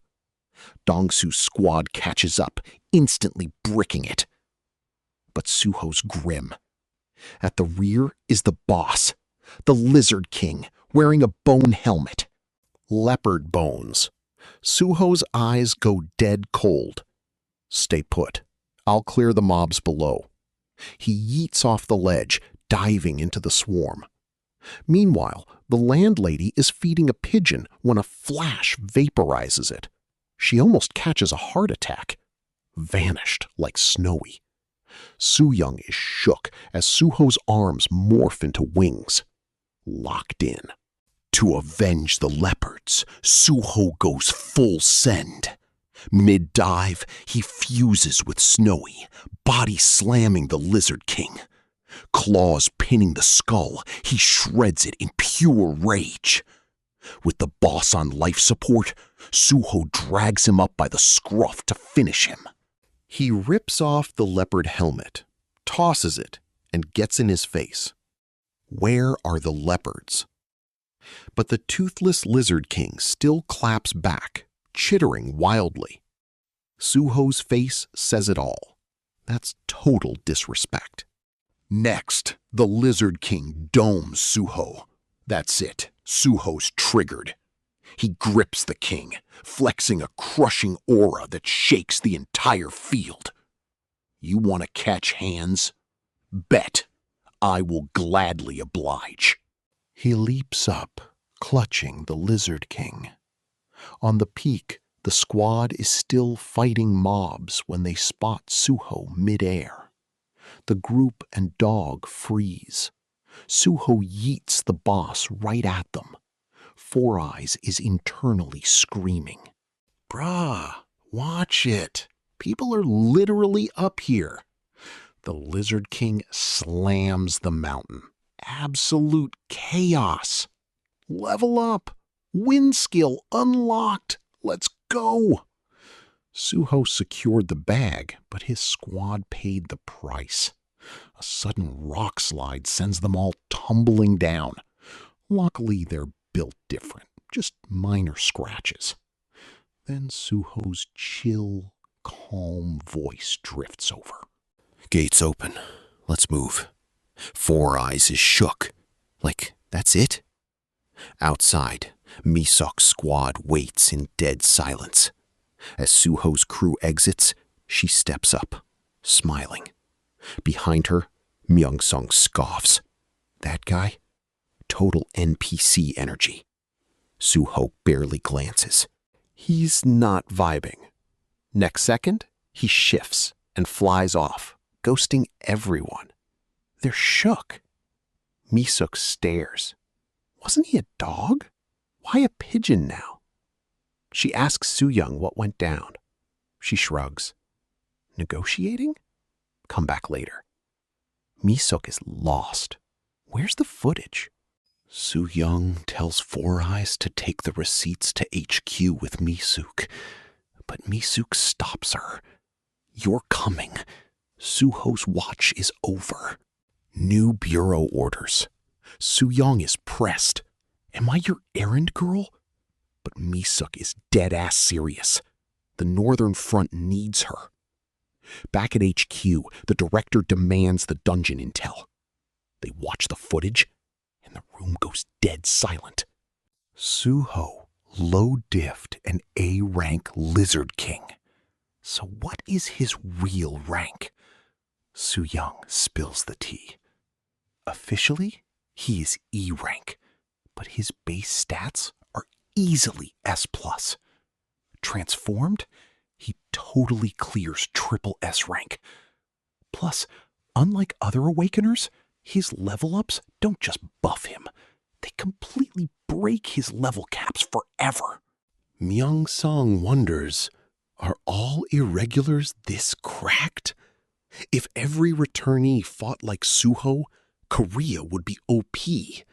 But Four Eyes notes unequipped portal runs usually rip you apart. Suho's built different. Hearing this, the director gets a headache. Still, the verdict stands.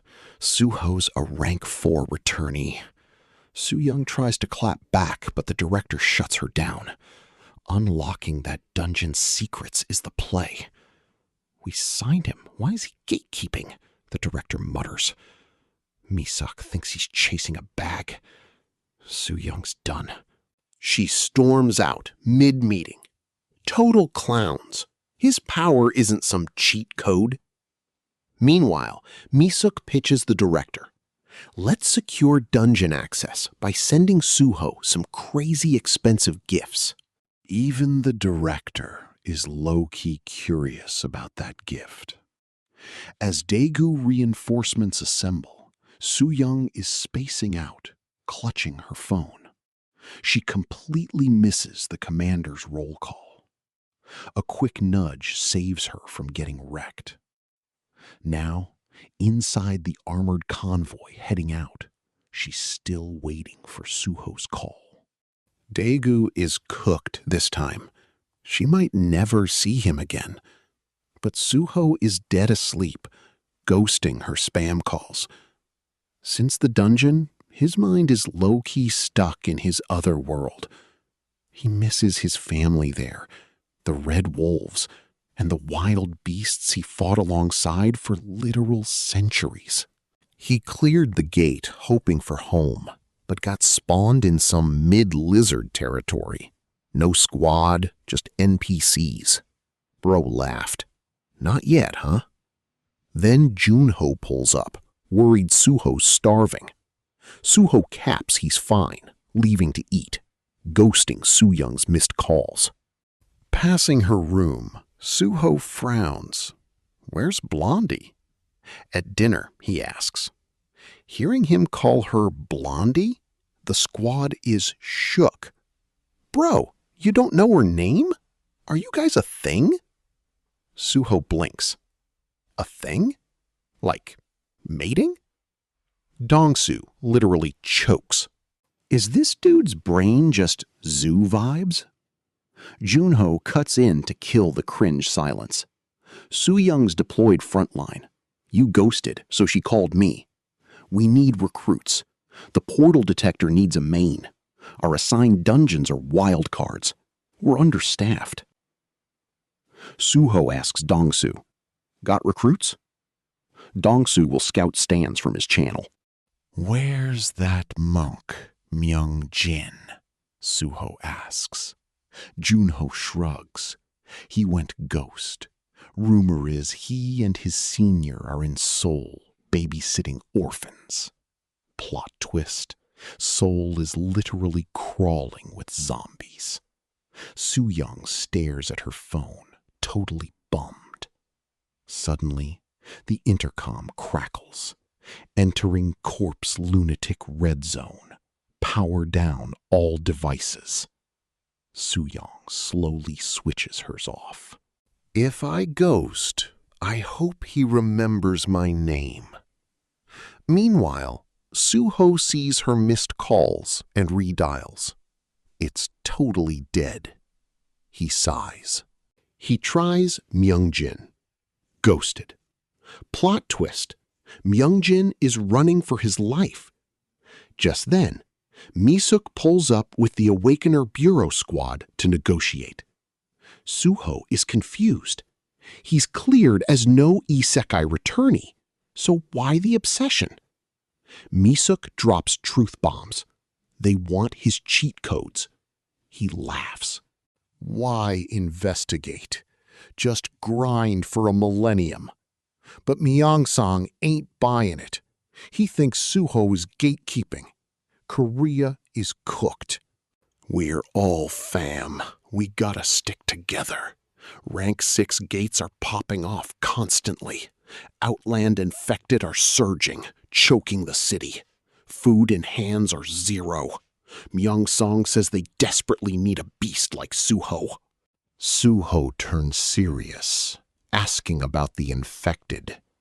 Mi-suk explains they are virus hosts, attacking everyone indiscriminately, spreading the plague. The Bureau officially calls them corpse lunatics, but honestly, they are literally zombies. Red zones are zombie territory.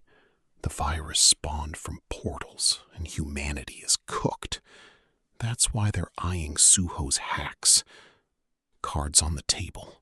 Soo-ho cuts to the chase. Want my dungeon rights? Time to pay up and show some real respect. Mi-suk offers 2 conditions. First, she'll carry his guild to rank 5, unlocking high-tier dungeons. Second, she's gifting him prime turf. Gwangju's West District is near his HQ, and the Bureau approved it. Soo-ho clocks the map, seeing the play. You're gifting land, but making me Seoul's meat shield. Mi-suk counters. It's wasteland, but build it up.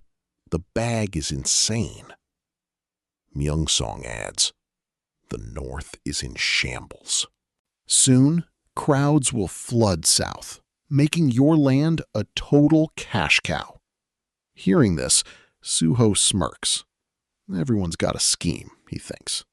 No cap, he's down to sign the contract. But first, the Bureau needs to do 2 quick things for him. First, he wants to meet the tech guru behind the dimensional detector. Next, track Myung-jin's phone. Meanwhile, at Starfall Guild HQ, hunters line up for interviews. Among them is Jang Woo, the OG who first dragged Soo-ho into a dungeon, having cleared screening.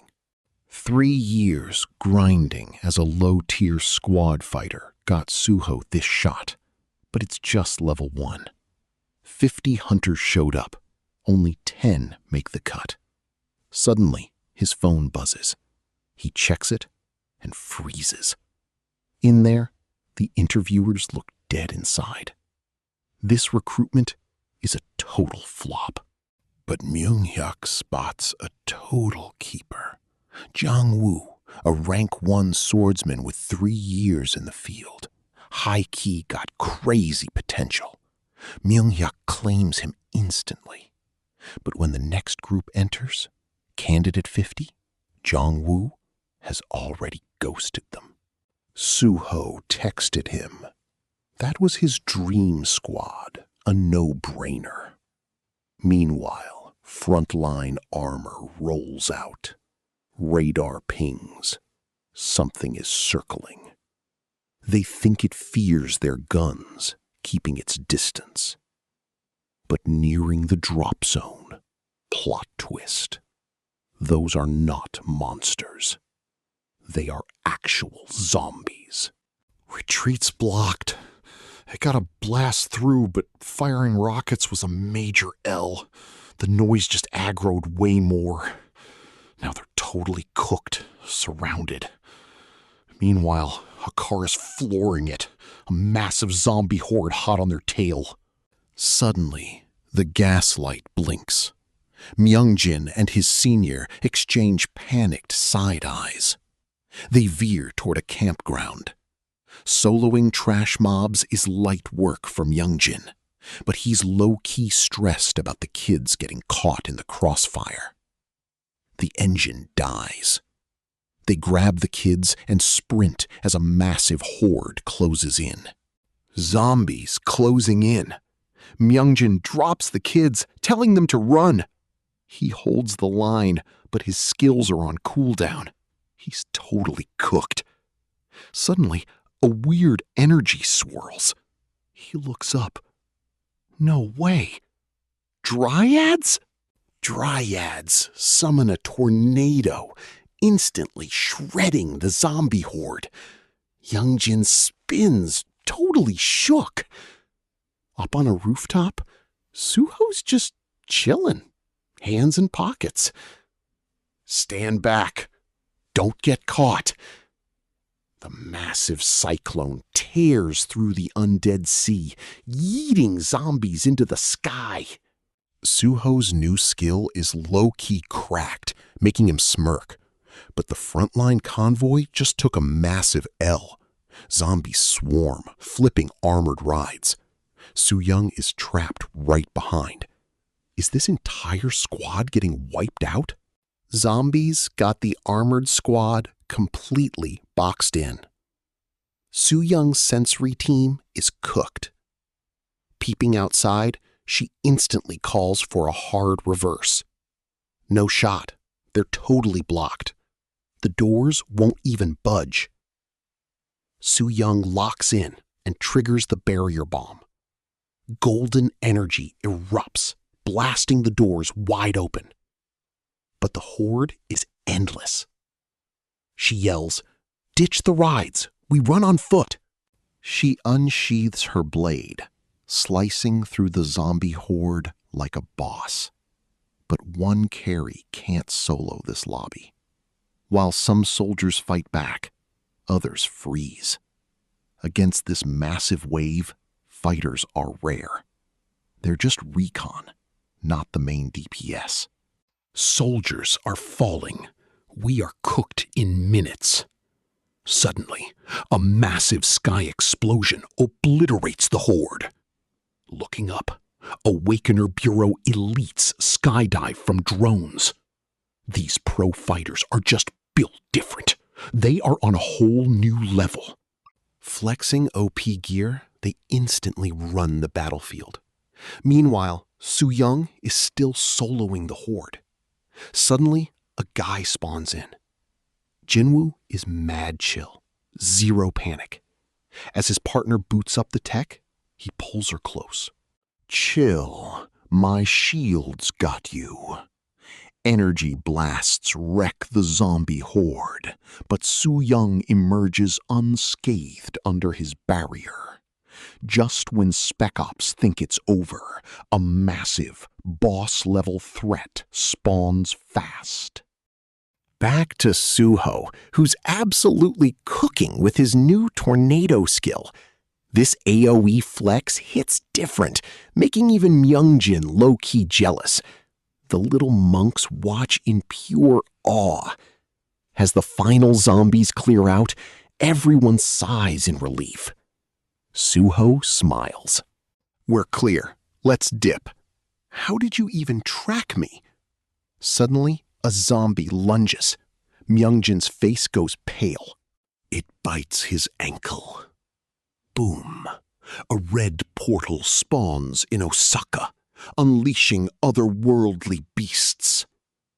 As the city faces total doom, Hiroshi Sonoda, the goat hunter, pulls up. With flawless teamwork, they clear the mobs instantly. Threat neutralized. He leaves without a word. His squad just passed by. Saving folks was low-key a side quest. Back in the car, his girl brings up Suho. The web is flooded. Korean TV confirmed him as a rank 4 returnee. Sonoda figured so. Traveling back 500 years, he'd never heard of him. Glancing at her tablet, he freezes. No way this is his squad. Sonoda is shook. Junho's kid is the future 8th evil, once ranked last on his hit list. Why is he flexing next to Suho? Sonoda grabs the tablet, losing his cool. Jangwoo, the Hellblade. Myungjin, the Destroyer Monk. Who is Suho? Why is his crew stacked with villains? His girl pulls up Suho's lizard folk fight. Watching it, Sonoda's mind is blown. No way a returnee is this OP. If he's an irregular, why isn't he in 500 years of history? Another regressor? Is he collecting future villains? Rewriting the timeline like me? Sonoda overthinks, then stops. If this is real, 5 centuries of planning are cooked. He needs to pull up on Suho now. But his girl drops a truth bomb. They are locked in. The Wyvern lair erupted, blocking all exits. Looking at the data, Sonoda is stressed. Then, a call from the chief. Hokkaido needs them. A rank 7 dungeon just spawned. Sonoda freezes as the dots connect. Everything is speedrunning now. Wyvern's lair broke early. Rank 7 is way off schedule. Suho's the glitch from a deeper future. If so, he already knows Sonoda exists. He has to find him fast. If they aren't allies, Sonoda must delete him for humanity. Meanwhile, Suho's squad is locked in with Myungjin back. Welcoming Jongwoo, Suho gifts him a Hell's Blade. Only B ranks wield it, but Jongwoo is hyped. He vows not to let Suho down, grinding to B rank. Seeing Jangwoo's new drip, Myungjin wants an upgrade too.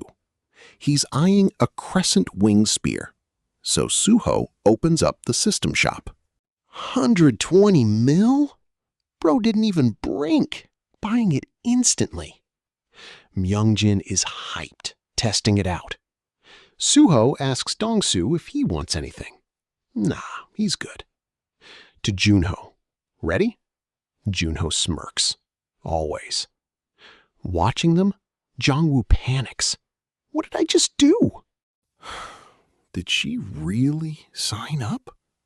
Why is everyone here so unhinged? At HQ, my suck is losing it. Her squad takes 28 hours. Suho's takes 8 minutes. How is she supposed to compete?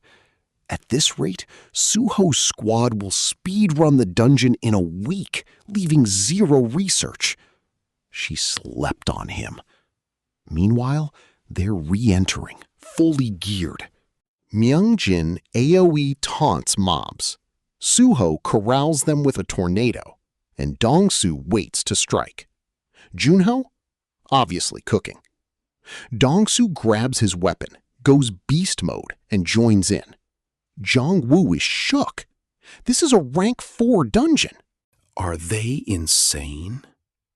Dongsu shakes a dazed Jangwoo. Locking in, Jangwoo charges. Slaying his first lizard, something shifts. He low-key enjoys it.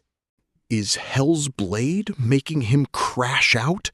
He's giving pure Jonho energy now, addicted to the slaughter. Right as the Lizard King spawns, Jonho pulls up. Bro never expected 2 absolute Black Air Force menaces. Before he can react, They jump him and shred him. Watching those two cook, Suho and Dongsu are shook. Boss cleared already? No time for blood scones. Jongwoo's like, my bad, went too hard. The portal opens. Suho says they will bounce. But running there, Myung-jin feels a sharp pain in his bitten ankle. Is he turning now? Suho's squad is speedrunning dungeons consecutively, while Myeong-song's stacked team hasn't even cleared one yet. Suddenly, the Lizard King wipes another squad. Rushing back, Myeong-song finds his team dead, having used a final explosion to take the boss down with them. Standing over their bodies, he can only curse under his breath. Clowning Suho earlier, now he's down bad. Peak embarrassment. Exiting, he reports to Misok. 2 dead, 2 critical. Misok panics. How do you fumble a rank 4 dungeon? Myung-sung says splitting up left them exposed, letting the lizard folk catch them lacking. They'll regroup in 2 hours. Misok tells them to stay put, then asks her own squad for loot, but they got nothing. Fact: dungeon time is double Earth's. 48 hours inside is 24 here. Misok freezes. If Suho vanished for 10 Earth years, he only had 20 there. But he claimed a whole 1,000? The math is literally not mathing. Her brain is totally cooked. And now, the final footage of Soo-young before she went dark drops. Special Forces saved Soo-young's squad, but then a giant beast spawned in the canyon. One fireball instantly deleted their chopper. The feed cuts there, leaving Misuk totally shook. That route was mad sus. Why were they even there? Her squad is gatekeeping, making Misuk snap. Whoever sent those soldiers to the zombie zone is cooked. She low-key feels for Soo-young. That girl is seriously cursed. Every mission is a total L. Misuk keeps spamming Soo-young's phone, praying she's not dead, but it's straight radio silence. Her phone's just lying there, fate unknown. Then, hearing Suho's squad speed ran rank 450 times, Misuk went dead silent. Suho's squad rage quit, totally over fighting monsters. Heading to the bureau now, everyone leveled up after a 14-hour grind. Jangwoo feels like he is dreaming right now. 3 years grinding just for E rank? Now he's D rank in a single day. Talk about a massive glow-up. Hyped up, they hit the Awakener Bureau. Suho is registering their new ranks in the detection chamber. Inside the pod, Suho low-key feels those void eyes watching him. Misok already hit up the developer. Once they reply, he is UK bound. Boom. The scanner hits 488. Everyone is hyping him up for C rank. Suho sits up, confused. Why is everyone just clocking his rank? Is his status window private? He asks staff, who coded this? The staffer gets hyped by his question. She drops the lore. After the calamity, a stone pillar with glowing red text appeared in Zone U. That's when everyone suddenly unlocked their status windows. People literally worshipped this pillar as a god. Once deciphered, messengers took its fragments worldwide. Now, they serve as CPUs for the Awakener Bureau's insane dimensional computers. Without them, running the Bureau's panels is a no-go. Suho's low-key curious about what those runes mean. The staff explains they're the OG guide to leveling up and channeling essence. Meta now, but mind-blowing back then. They're still hyping it up, leaving the bureau. None knew this lore. Still, everyone leveled up. Suho asks Junho if that rank 5 orc castle is active. Junho nods, asking what the play is. Suho's beast mastery peaked. He can tame more gray wolves. Time to bring his pack home. Suho's going solo, leaving the squad to grind easy dungeons for synergy. But as they head out for food, Dongsu suddenly freezes, looking pale as a ghost. His face crumples in pure dread. "Guys, I'm literally about to get assassinated," he whimpers, spilling the tea. Turns out he's bagging cash from multiple nations, hitting 10 billion. Junho's pressed. They know Suho isn't a Planet 4 returnee, so why pay? Dongsu says they want his plant-bending hacks. Earth's land is shrinking, and food comes from planet Aruka. To them, Suho solves the food crisis. Suho's still clueless. "How's that equal you getting clapped?" Dongsu tears up. "They wanted you, but you ghosted. Show in 2 days or they cut my—" "I said I'm not going. They were pressed, so I trolled." Dongsu told them Suho wanted more cash, then begged him with puppy eyes to fix this. Suho sighs, agreeing but demanding speed. Dongsu streams instantly. After a quick intro, he calls Suho over. Suho just says, "Pass," and walks. Dongsu's face drops. "Bro, trying to speedrun my death?" Dinner's paused. Dongsu's phone buzzes.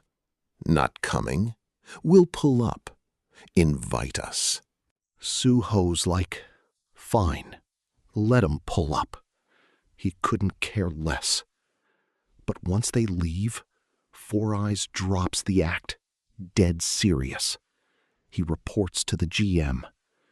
Hearing Suho's route, the GM orders his squad to bag them. Next, he calls a girl. After whispering, he smirks. So sleazy. No hero survives the pretty girl trap, let alone a 1,000-year-old virgin. He's bound to fold. The GM, BDG's heir, wants to usurp his dad. His plan? Use his celeb sister to fake a scandal with Suho, recruit him, build major clout, and kick his dad out. But hearing this, the chairman panics. Knowing his son's track record, he's just praying the kid doesn't completely ruin everything this time around. Ordered to back off because Chief Cheon is on it, the manager ignores him, whining about stolen clout. Meanwhile, Cheon hunts a wanted man, the loan shark who framed Suho. Once caught, Cheon orders him locked up immediately. This guy is Suho's gift. Meanwhile, the GM pulls up to the dungeon with his sister, only to hear Suho already entered. The GM is fuming, and Sophie's mad disappointed. Turns out, she planned this. She's low-key a massive Suho stan, dying for that perfect moment. Meanwhile, Suho is cooking in the dungeon, just 3 points till the beast farm unlocks. Scanning the area, he spots a survivor hiding. Weapon secured, he leaps. The orc is shook. Playing dead? Massive L. Suho clutches 23 points, unlocking the beast farm. He drops the hunting ground in his territory. Checking the roster, one hybrid stands out. Gotta be Snowy. More orcs rush. Suho gives them a bombastic side-eye and raises his hand. Pull up, squad. Portals rip open. His wolves and doves flood through. Suho smirks. This is low-key cooking. This is how a true forest king reigns. Suho is living for this monster-slaying era. Obsessed with merging with his beasts, he spams beast shift and yeets himself at the orc overlord. After soloing the boss, he recruits another wolf pack. Exiting the dungeon, Suho's still grinding his beast farm. Sophie pulls up, acting all sweet. "You, Suho?" Caught lacking, he asks what she wants, while paparazzi catch everything on camera. The crowd instantly smells tea, shipping them. Four Eyes spots this and snitches to the GM, noting that Suho is surprisingly soft on her. The GM smirks smugly. Obviously, a guy who's been single for eons can't resist my sister. Sophie flexes, linking arms with Suho toward a cafe. Hearing this, the GM speeds over, only to find her crying. "Where's Suho?" he demands. Sniffling, she says he sipped water and dipped, calling her too mid to waste time on. Her bro is shook. "Mid? You're a 10. Sophie slams the table. "I meant combat stats." She storms off, claiming she'll awaken tomorrow. The GM sighs. Total bust. Need a new girl. Four Eyes mentions a wild card teammate. Hearing the name, the GM facepalms in frustration. Right then, Suho walks out of the dungeon again. The manager hypes up, rushing to handle it himself. But before he speaks, Suho ghosts him, walking straight back into the dungeon. Bro is left completely clueless. What's his deal? Chief Cheon pulls up, eyeing the same prize. The GM is seething. Everyone glazes the air to his face, but he sees through them. Forcing a stiff smile, he dips, barely hiding his pure rage. With that past gone, Chief Cheon calls the boss. During his report, Suho exits the dungeon. This man's speed and power are literally built different. Hanging up, Cheon approaches. "I'm Cheon Daemyoung, BDG Secretary General." He's here to apologize. His lackey threw Suho into that rank 5 dungeon, so he's making amends. He booked District 4's finest restaurant to make peace. Mention food, and Suho's sold. Cut to him, satisfied. Daemyoung is flexing crazy hard. 100 million won feast plus 5 top-tier trucks. Suho is low-key intrigued. Daemyoung smirks. This is just the appetizer. The main course is next. Suho cuts the BS. "What is your play?" Daemyoung drops it. BDG Group wants a formal collab with him. BDG lacks a rank 6 raid team. Money can't buy that carry. Suho cuts him off. He has zero interest in becoming District 12's top guild. Daemyoung nods in agreement. He called it. District 12 isn't their endgame. They want to unlock Seoul's District 13 with Suho, just like Zone S. A rank 6 guild builds cities. Right now, District 12 is failing rank 6 gates, and people are panicking. Unlocking District 13 will flex their power, drawing massive crowds. Daemyoung says Suho's squad can't run a city solo. That's why BDG wants to invest. Suho locks in, thinking, honestly, facts. Managing a whole city is a major stretch for his crew. But he doesn't instantly say yes. District 13 takes time. Daemyoung is bummed, but thankful. The door is still open.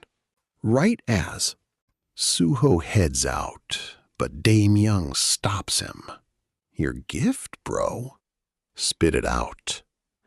Daemyoung chokes, then drops this unhinged bomb. He bagged the shark boss, legally dead, ready for whatever. Suho is unbothered. Why care about NPCs? Dame Young is clueless. But as he leaves, a thought hits.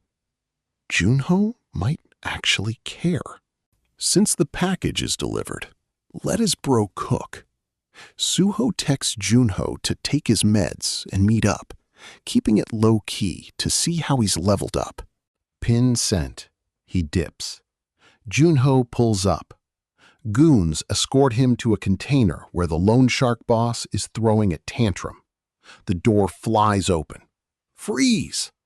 The boss is shook. Why are you here? Junho shrugs. No clue.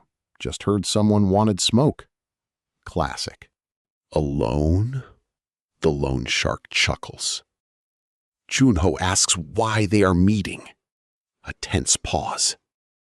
Then it finally clicks. Junho is clueless. Looking regretful, he apologizes, swearing he didn't bait Suho into that rank 5 dungeon. BDG Guild set him up as a scapegoat. He plays the victim, ruined by them, waiting to die. Junho just hits him with bummer and dips. He wants zero drama. At the door, the loan shark begs Junho to save him.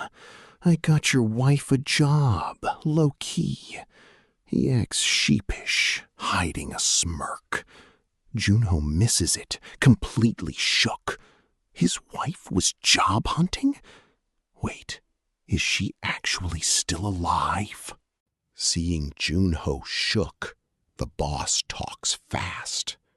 He ran a monster job agency. Junho's wife begged to escape her toxic home. Free me, I'll lead you. He knows Junho is completely cooked. He doesn't know the man before him is basically the Grim Reaper now. Junho was always a chronically online loner, gaming to escape reality. Even after marrying and having a kid, nothing changed. He only brought them poverty and rage. Soon, he ran up $500 million in debt. He thought his wife ghosted, but the shark boss targeted her. With Junho away, he forced her into a shady contract, trapping her. Standing in this container, Junho is clueless. The boss caps, "Free me, I'll lead you to her." Junho falls for it. He knows he was a trash husband. Desperate to find his ex, he doesn't realize it's all bait. Across town, Suho calls Junho. Deadline. Major bad vibes. He whips a U-turn. Junho already freed the loan boss. Following his lead, they pull up. Instantly, a pack of goons swarms, and the boss welcomes them warmly. His old crew recognizes him. Since when does that clown Junho flex a whip? Silence. Led inside to find his wife, Junho gets shoved through. Plot twist? No wife. Just a bloody industrial shredder. Before he can even process, the boss cracks him right over the head. Bars drop. You and your bro cooked me, he raged. Simping for your wife? Bro, you came to get wrecked. The shredder whirs. I will fold you just like your wife. Limbs snapped first, then pureed. She really married a spineless NPC. Total skill issue. A goon steps up with a hammer. Prepare to get cooked. But Junho's eyes shift. Pure demon time. Thanks for the tea. Guess I owe you all a real thank you. The room freezes. 1 slash kills. 2 send you straight to hell. Junho draws both blades and goes beast mode. Grenades drop, but he rushes the goons. On a rooftop, Suho clears snipers, watching his bro cook. Look at you, all grown up. Enjoy it while it lasts. Su Young went ghost, making Misak fear the worst. Luckily, Special Ops cleared the monsters. Back at base, the TV catches her eye. Headline, Sophie and Suho's dating rumors? Su Young's aura goes feral. That little punk is cheating? Misak is literally short-circuiting. Clearing Suho's dungeon yielded absolutely 0 rare drops. Was his 1,000-year grind cap? Or did she get baited? Then Suho calls, asking what zombie bites do. Misuk is baffled. Did you get bit? No, just curious. She immediately runs the global data search. 38 Z virus cases, tracked for 48 days. 2 died of leukemia. 26 went totally bald. 7 have random bite pain. And the remaining 3 went full zombie. Low-rank awakeners are cooked if infected. They turn fast. Early signs include high fever, body aches, and red eyes. Get bitten, and it is straight to quarantine. Suho hangs up, totally unfazed, and heads over to a sketchy street medicine stall. The dealer smirks. Bro's meds? Turns out Junho's downers came from here. Suho's a regular, but today he's not buying sedatives. He asks for zombie virus cures. The dealer digs through his stall. This cures rabies. Suho grabs it instantly, asking how. Apply it morning and night, he says. Heals in a week. Low key though, you gotta knock him out first. Suho doesn't question it, buying 10 bottles instantly. Right after, cops pull up.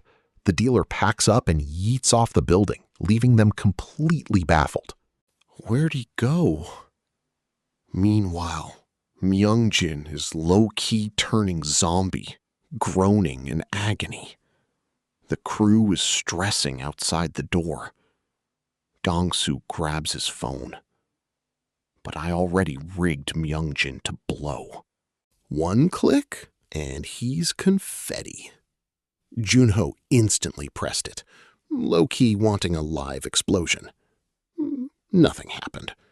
Dongsu was just trying to ease the tense vibe. Junho stares, totally bummed. Thought he'd crash out. Major L. Suddenly, Myungjin's violent spasms freeze. He sits up. Is he fully cooked? Suho heads back with the ointment. Misuk texts, Dr. Tordler wants him in England. Dr. Tordler, the OG behind the essence detector and bloodstone generator, is Suho's main target. To unlock his own lore, Suho must meet him. After texting Misuk, Suho hits home. Myungjin is tweaking. 0 hesitation. 1 punch, Myungjin gets folded. Time for copium. Meanwhile, at a Japanese rank 7 dungeon, crowds hype Hiroshi's return. 11 days in, his squad spawns, but the vibe is off. 7 squad mates wiped out. Hiroshi collapsed, rushed to the ER. Waking up 2 days later, his girl is right there, crying, telling him it is not his fault. Hiroshi is totally numb now. After hundreds of loops, watching thousands of allies die, his own girl died 12 times. She says Suho invited Daigo. Suddenly, his whole face drops. Dago is with the Esper Authority, way more official than Hiroshi's Federation. Japan is moving on Suho, and Hiroshi is straight up crashing out. They're stealing his whole meta. That early rank 7 dungeon already had him fuming. He blames Suho for everything.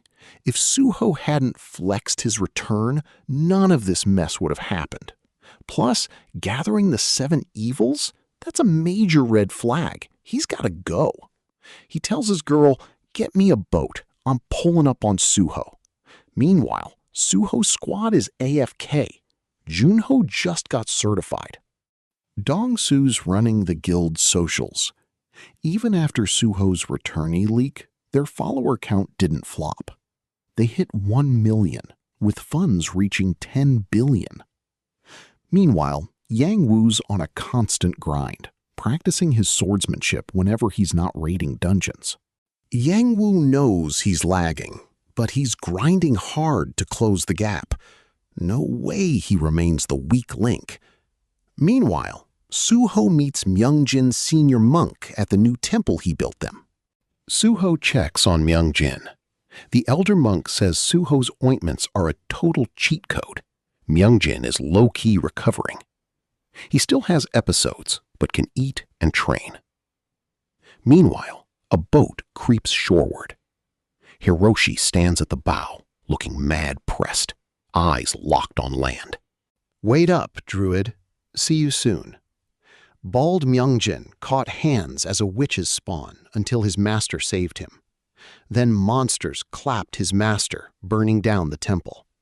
That's when darkness first took him. He went on a killing spree until his senior monk clutched him back. Reunited with Myungjin, the senior tells Suho. Suho's meds kept it nerfed, but his eyes still show the scars. Suho saved him from the abyss again.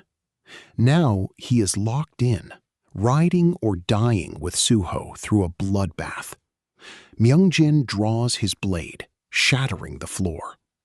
The entire room goes silent. First a blade psycho, now a gun lunatic. Suddenly, the landlady storms in with a cleaver, screaming murder.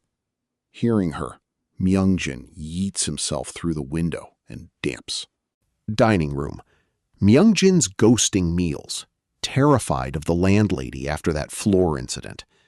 Suho announces a UK trip, but Dongsu shuts it down. No can do. Wyverns and sea monsters have locked down all flights and sea routes. Month-long hiatus. Suho is not having it. A month? No way. Junho suggests flying. Suho shakes his head. His dove shift caps at 10 minutes. Not even close. Then Dongsu cooks. Tame an awakened golden eagle. He saw it online. The border zone is a beast paradise. Animals awaken to survive, eagles included.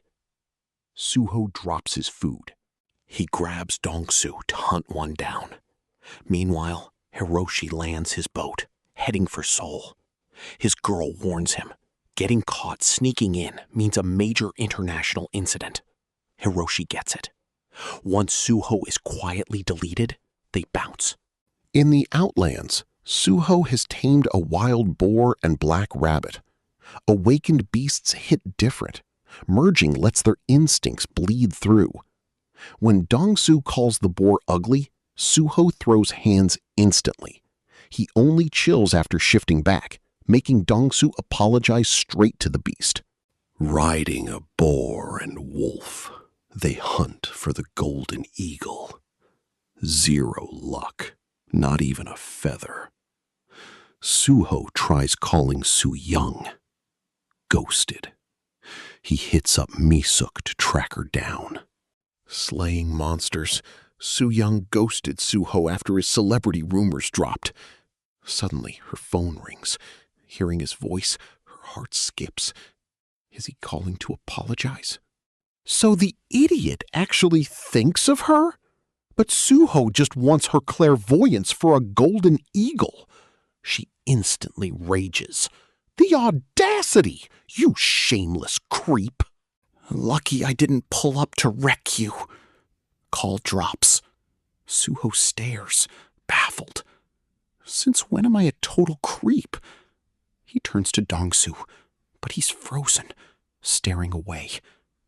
Below, the valley is swarming with dark shapes.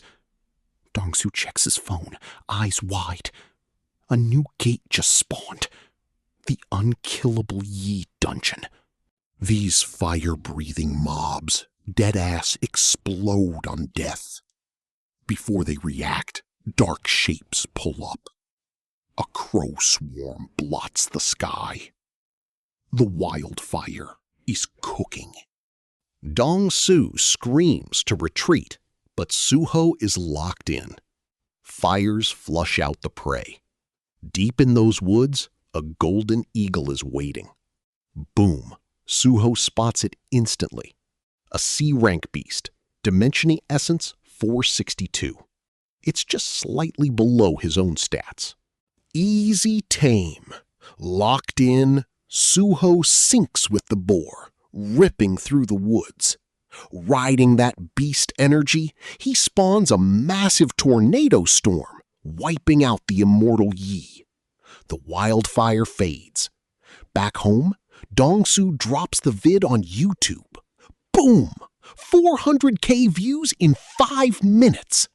The outro text reveals Suho's off to England to save humanity. Soon, Hiroshi's girl spots it online. Since sneaking in, they've been hunting Suho non-stop. But the video shows he's gone. Hiroshi is crashing out, coping that Suho is ducking him, too scared to fight. Then, I'll just force him into the ring. Like he clapped the 7 evils, he'll delete Suho. Meanwhile, Suho is running on fumes, flying forever, still not in England. With 60 seconds of B-shift left, he suddenly unlocks fire magic. New system store skills unlocked after he clutched that wildfire save. Bro passed out cold and missed the notification entirely. Meanwhile, down below, 2 hunters are spraying a cow with machine guns. Every bullet hits its butt. Intense, searing pain instantly floods its entire body. A dark shadow drops.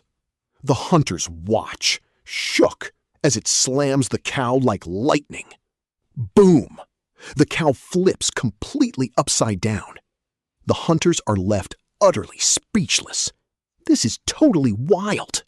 Shook, but locked in, they investigate. Suddenly, energy blasts from the crater, freezing them.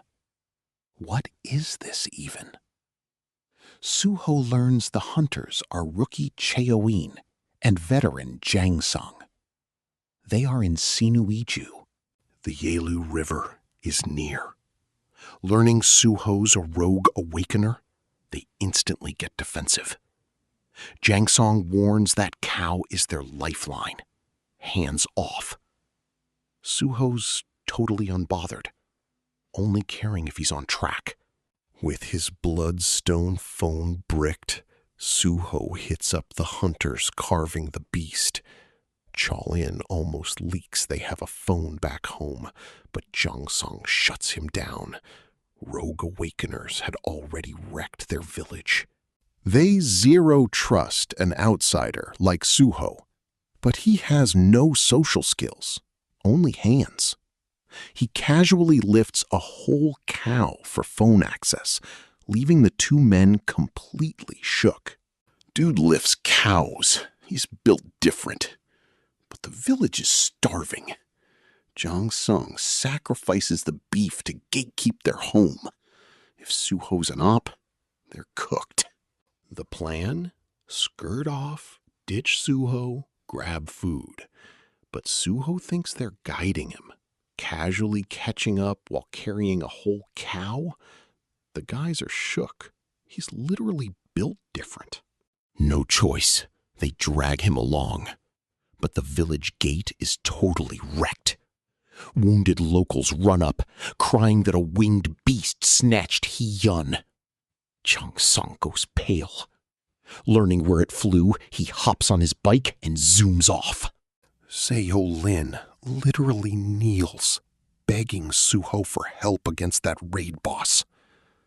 Suho sighs, agreeing on one condition. He gets that phone when he returns. Lightning cloaks him as he transforms instantly. Villagers watch him skyrocket, totally shook. Q-Lin, who is this guy? Q-Lin stares, jaw dropped. He claims he's a Korean awakener, the Beast King. Meanwhile, hunters clash with a black bear. These 4 village awakeners went to save Hee-yun, but ran into this beast.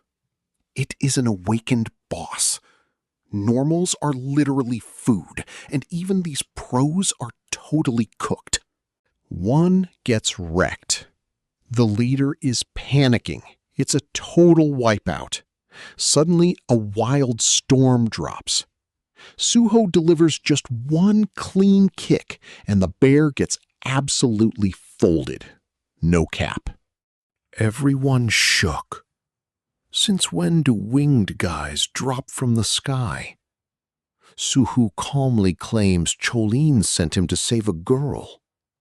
Where is she, Jongmin? Looks like he and Jang-sung are related.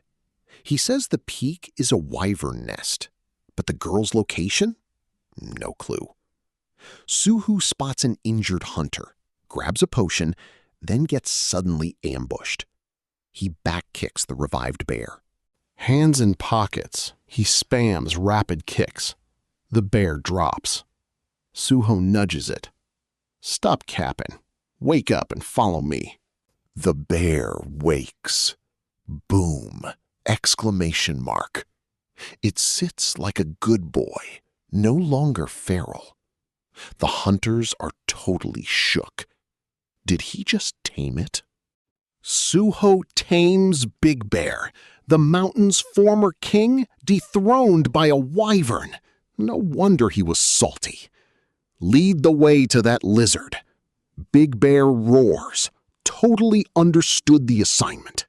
Jang-sung rolls up. Suho gives a cold stare. Stay put. I'll get the girl. Borrowing that phone later. He and Big Bear just dip. Everyone is left speechless. Who is this absolute unit?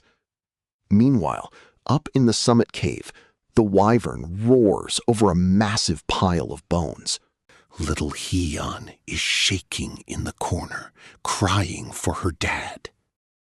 Busy eating, the wyvern gets pressed by her noise and roars. Suddenly, a massive shadow pulls up at the entrance. Wyvern and bear lock eyes. Ops on sight. They clash, but a golden eagle glows. Suho triggers his fusion skill, transforming his arms into massive bear paws. Absolutely cracked. One beast gets chomped, but the other hits like a wrecking ball. The wyvern flinches, letting go. Suho locks it in a bear hug and yeets it with full power. It tumbles, clinging to the cliff, but Suho just stands down. Stay put, be good. I'll solo this wyvern and come back. As the beast climbs back up, Suho swings right in. But low-key, its dimensional essence is just built different. Unsure if his taming skill will work here, a system alert pops up. To tame a wyvern with double your dimensional essence, drop its HP below 10% first. Suho's eyes light up. Free-flying mount unlocked. But then his face falls. His attacks are going off the rails. Wild, unhinged, way too OP. Big Bear is still salty about his stolen turf. Suho can't control this awakened beast's rage. Heavy hits rain down. "Stop! You'll kill it!" Suho yells. One last punch yeets the wyvern off the cliff. Suho cancels fusion, despawns Big Bear, and free falls after it.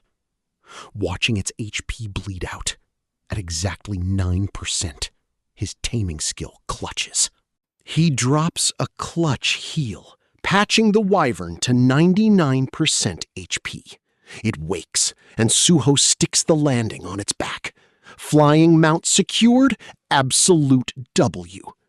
Cut to nightfall. The entire village gathers at the gates. But Hien is still MIA. Did she actually get cooked there? A wyvern screech shatters the sky. Villagers draw weapons. Jiang Min stops them, spotting 2 riders. No cap. It's Suho and Hien. Seeing his daughter safe, Zhang Song almost kneels. Vibing by the campfire, everyone shares beef. Tamed and low-key soft, the wyvern lets kids climb it. Peeping its memories, Suho learns it survived only after being abandoned for being weak. It barely clutched up and escaped. Survival was total cap until it crossed into Big Bear's turf. A few drinks in, the tea starts spilling. Youngman tells Suho that post-calamity, warlords spawned and factions started opping. A raid they couldn't clear united. Now, completely fractured. With endless mobs spawning, how do we even hold? Everyone's dipping next door. We went from 400 to 60 in 2 years. Suho whispers, "Is everyone really just running away now?" Safe? No cap. Nowhere is. Jongmin sighs. That place is huge, meaning more mobs and dungeons. Refugees spawn there with 0 connections. It's a grind. But in this dying world, staying alive is the ultimate flex. Hearing this, Suho recalls Misuk's warning. As monsters expand, his territory must low-key harbor northern refugees. No cap, she was totally right. He needs to solve this lore, fast. Jungsung pulls out a bloodstone phone. Suho checks the navigation. Everything is working. He heads to England overnight, the clock ticking. Dropping clutch bloodstones to help his squad survive, he mounts his wyvern. Will this epic journey finally unlock his own hidden lore? En route to England, Suho casually shreds monster waves from his wyvern. The paps catch everything, making him go viral overnight. Now globally famous, his sworn enemy Hiroshi is finally ready to completely crash out. Hiroshi steps up, throwing down a deathmatch challenge. Rank and fate are on the line. Media is confused. Why is the top hunter obsessed with Suho? Hiroshi claims Suho is pure cap, calling his viral videos fake Korean CGI clout. Classic move. Peer pressure Suho into the ring and finish him. Dongsu sips cola, shaking his head. Bro really has 0 fear. But Hiroshi gets ghosted because Suho is busy flexing pics with Russia's president. Junho and Dongsu are speechless. This guy has 0 worries. Meanwhile, the Awakener Bureau Director is stressing, spamming Junho daily. But since Suho's phone broke, he's ghosting. His village phone is just for maps, no calls home. Junho and Dongsu are ghosted. The director is low-key panicking over a rank 7 dungeon. With 60% of locals shook, they want Suho's land dubbed Zone 13. If that hits, global migration goes wild. No wonder they want to gatekeep his territory with walls. Accepting Zone 13 status meant zero taxes and military backup for low-tier dungeons. Sounds like a major W, but Junho wasn't buying it. The catch? If a rank 7 dungeon spawns, Suho's squad is frontline bait. Junho can't make that trade. Trading lives for clout and cash? That's a hard pass. This reminds him of his bro, out there taking pics, living his best life. Meanwhile, in a ruined UK city, a red car drifts through wreckage. Inside is Dr. Tordler, Suho's target, but stone Goliaths are chasing him. Suho pulls up on his wyvern at Mach speed. Combining fire and wind, he drops a fire cyclone, absolutely wrecking those stone Goliaths. Watching him cook, the doctor pulls out his phone, totally geeking out over the wyvern up close. No cap. To spot Suho's wyvern, Russians had a pro artist tag it. After a quick chat, Suho recalls it. He tells Dr. Tordler he's here for answers, deep secrets to uncover. Driving to the lab, the doc keeps yapping non-stop. Reaching the bridge, Suho suddenly locks in, telling him to watch the road. Suddenly, waves erupt. A giant whale snaps the bridge. Suho spots a C-rank beast, its HP low-key one-shot ready. Below, endless tentacles swarm and a massive shark breaches. The doc gasps. No cap, that's the monster blocking our shipping lanes. Sharktopus. Armed soldiers hunt it. Muscle Queen and a bald bro spot the red truck. Wait, Dr. Tordler's ride? He's cooked. She dives, searches the wreckage, but the truck is empty.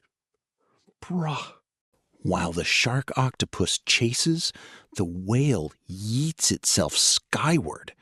Suho and the doc hang on for dear life. The beast leaps after them, jaws wide open, waiting for a snack. But before they even land, Suho's fire cyclone cooks it. One shot, instant grilled seafood. No cap. The doctor is shook seeing elemental skills up close. Totally mind blown. Defeating the hybrid, Suho unlocks water attributes, taming the whale. Next day, they're back home, chilling by the sea over coffee. Tordler is still low-key shook by yesterday. No awakener in history has ever possessed both taming and elemental magic. He's desperate to know Suho's secret. But Suho has questions too. How does this dimensional essence detector actually work? Why does using this low-key give him stalker vibes? That one planet he visited is pure lore. Why did it glitch into dungeons? Where did the creatures go? How is he not aged in a millennium? Still alive? The doc's head spins. Your questions low-key match my current research. Bet. Follow me to my secret lab. Suho finds his old cringe scribbles in the lab. Bro was just down bad back then. Are these scientists actually wilding? Tordler, though, is totally digging the vibes. He tells Suho the same runes are popping up in global dungeons. Suho is shook. Misuk said coordinate gates only spawn near returnees. Why are his words there? Are these planets not new? He asks Tordler for coordinates. Tordler says dungeons spawn worldwide, different times and ranks. He's sure it's linked to their origin lore. Suho is low-key losing it. Bro went to England for 0 answers. Twardler then pulls out a memory stone, telling Suho to close his eyes and touch it. Suho complies. Suddenly, countless eyes locked onto him. Total dimensional detector vibes. Twardler says that tech is made from this exact stone. When the big disaster hit, these fell from the sky. Years of cooking, he made some insane gear. He grabs a box, telling Suho to touch it. Boom! Suho's dimensional essence pops up. A portable detector, no cap. Then Twardler whips out another box, his new invention dropping tomorrow. It tracks biological stats like muscle power and reaction speed. It finally clicks. No one else on Earth can see stats but him. Twardler asks him to try this. No numbers. Instead, the device sparks out with a system error. Twardler is shook. It literally worked yesterday. What is happening? He calls his assistant to cancel the launch and prep repairs.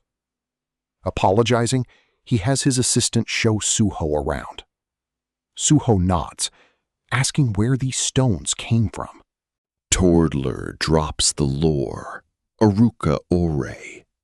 Meanwhile, Junho's kid plays in mud with mini monks. Cue a shady figure gripping a bloody blade. Kid playing with monks? Total John Woo vibes. Aruka is elf territory. Memory stones are actually common AF there. If bloodstones are batteries, memory stones are basically phones. High elves use them for interplanetary DMs. Suho goes quiet, processing. Twardler keeps cooking. He's low-key building an elven comms and portal network on Earth. He tells Suho that high elves use memory stones to peep anyone's dimensional essence and main skills. Suho's face drops. Reading another person's stats? That is literally his own cheat code. Is a memory stone low-key inside him? Before Suho can even process, his system panel glitches hard, chiming an error. Shook, he gasps. What the? Twardler dips to fix the machine, promising to send his assistant over ASAP. Suho scans the lab, spotting those cringe writings again. Absolute facepalm moment. But honestly, Planet Aruka is unheard of. Maybe high elves know what is low-key stalking him? They might know dungeon lore. Bet. Planet Aruka it is. The assistant approaches, telling Suho, "Call me William. Ask about the facility." Suho points to a screen. I'm low-key pulling up to Aruka. William says it's Portal 101, South London, the 11th Brigade's turf. Suho nods to Raid. Back home, Twardler grabs the detector again. That glitch is living rent-free in his head. It bricked the second Suho touched it. In walks a jacked powerhouse, the muscle queen, Davina. First thing she asks, where's Suho? Twardler explains he had urgent business and sent his assistant instead. He whips out the detector for her to test. Curious, Davina touches it. Result? Normal. Muscle, 839. Agility, 159. Davina flexes, totally vibing with the stats. Twardler says she's built different. Davina shrugs. Her goal is 4 digits. Totally shook, Twardler starts typing furiously. The detector maxes at 999. Are Suho's stats actually 4 digits? That's low-key terrifying. Led by William, Suho arrives at London's Portal 101. Unlike other countries, The UK prefers hunting monsters outside dungeons, paralyzing them to sell directly to these research labs. It's just the vibe here, but Suho couldn't care less. He's only here for his old writings. William offers an elite support squad, but when leader Robert steps up, Suho completely leaves him on read. Talk about overkill. Telling William no entry, Suho just walks in. William freezes. That's a rank 5 dungeon. Davina pulls up, roasts Robert, then spots William stressing. She asks what's wrong. William gasps. Suho went in solo. It happened too fast. I couldn't stop him. Fired? Davina wheezes. Be for real. You don't know him. Let's wait at the pink ice cream shop. Mid-sentence, a flash erupts. They spin. Suho's already walking out. Everyone is shook. He cleared a rank 5 dungeon just like that? Is he even human? Davina's unfazed, greeting him warmly. Seeing her arms, Suho remembers she's the muscle queen from back on the water. Behind them, a shout. Watch out! A fire mob escaped! A red-eyed boar spawns from the portal. Davina snaps. Don't you dare touch my fave ice cream! Unforgivable. Her massive fist meets the charging boar head-on. One punch, and the beast is absolutely cooked. Suho nods, genuinely respecting the grind. Davina walks over and daps him up. She's wanted to meet him since he soloed that shark octopus. My gains? All thanks to you, she says. Suho is totally lost, so she explains. These gains?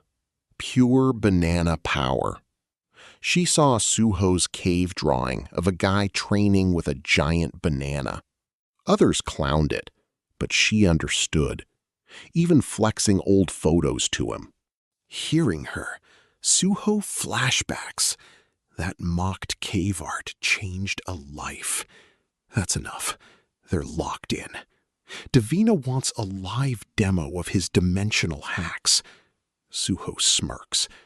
Bet. See you inside. William watches them enter the dungeon, utterly shook. Bro is just a regular NPC. Please don't get me fired. Besties Suho and Davina are speed-running dungeons, clearing 15 rank 5s in 40 minutes. Now the Bureau is simping, and the Queen knighted him. Watching this, the director is cooked. After all that investment, Suho is going viral overseas and ghosting us. A rank 7 dungeon is spawning. The director sighs, wishing he could clone 100 Suhos. Watching him stress, Misayak will handle it. She says Suho is just AFK. Once he sees Hiroshi's antics, he'll pull up instantly. Meanwhile, the Queen hosts a royal banquet celebrating Suho's dungeon clears. There, Davina asks if he knows Sylvia. Suho's like, who? Never heard of her. Davina's shook. Suho doesn't know the world's top beast tamer? Sylvia's her bestie, and others want a piece of him. To them, he's the legendary dragon rider. Taming a wyvern is a major flex. Suho's like, easy. Then she warns him, avoid Hiroshi's challenge. Suho's clueless. Who's Hiroshi? Davina shook. Do you even go online? She shows her phone. Avoid this guy. Publicly, he's the top hunter, a total hero. Low-key, he's a psycho killer. I tried getting close, totally clueless, and he instantly tried to end me. She rolls up her sleeve. 8 major surgeries. all because of Hiroshi.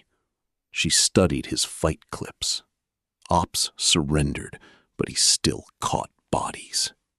He doesn't fight to win. He just loves killing. Why target Suho? Then a headline pops up. Hiroshi raided his turf. Suho calls home. Junho sounds exhausted. Suho ghosted him since leaving. Hiroshi pulled up, threatening to slaughter everyone if Suho isn't handed over. He already iced the patrol wolves. Suho freezes. Why no system alert? No signal. That glitch cooked him. While his squad got jumped, where was everyone? AFK? Suho rages at Junho, who is tearing up. Hiroshi is the world champ. What could we do? Suho hangs up, fuming.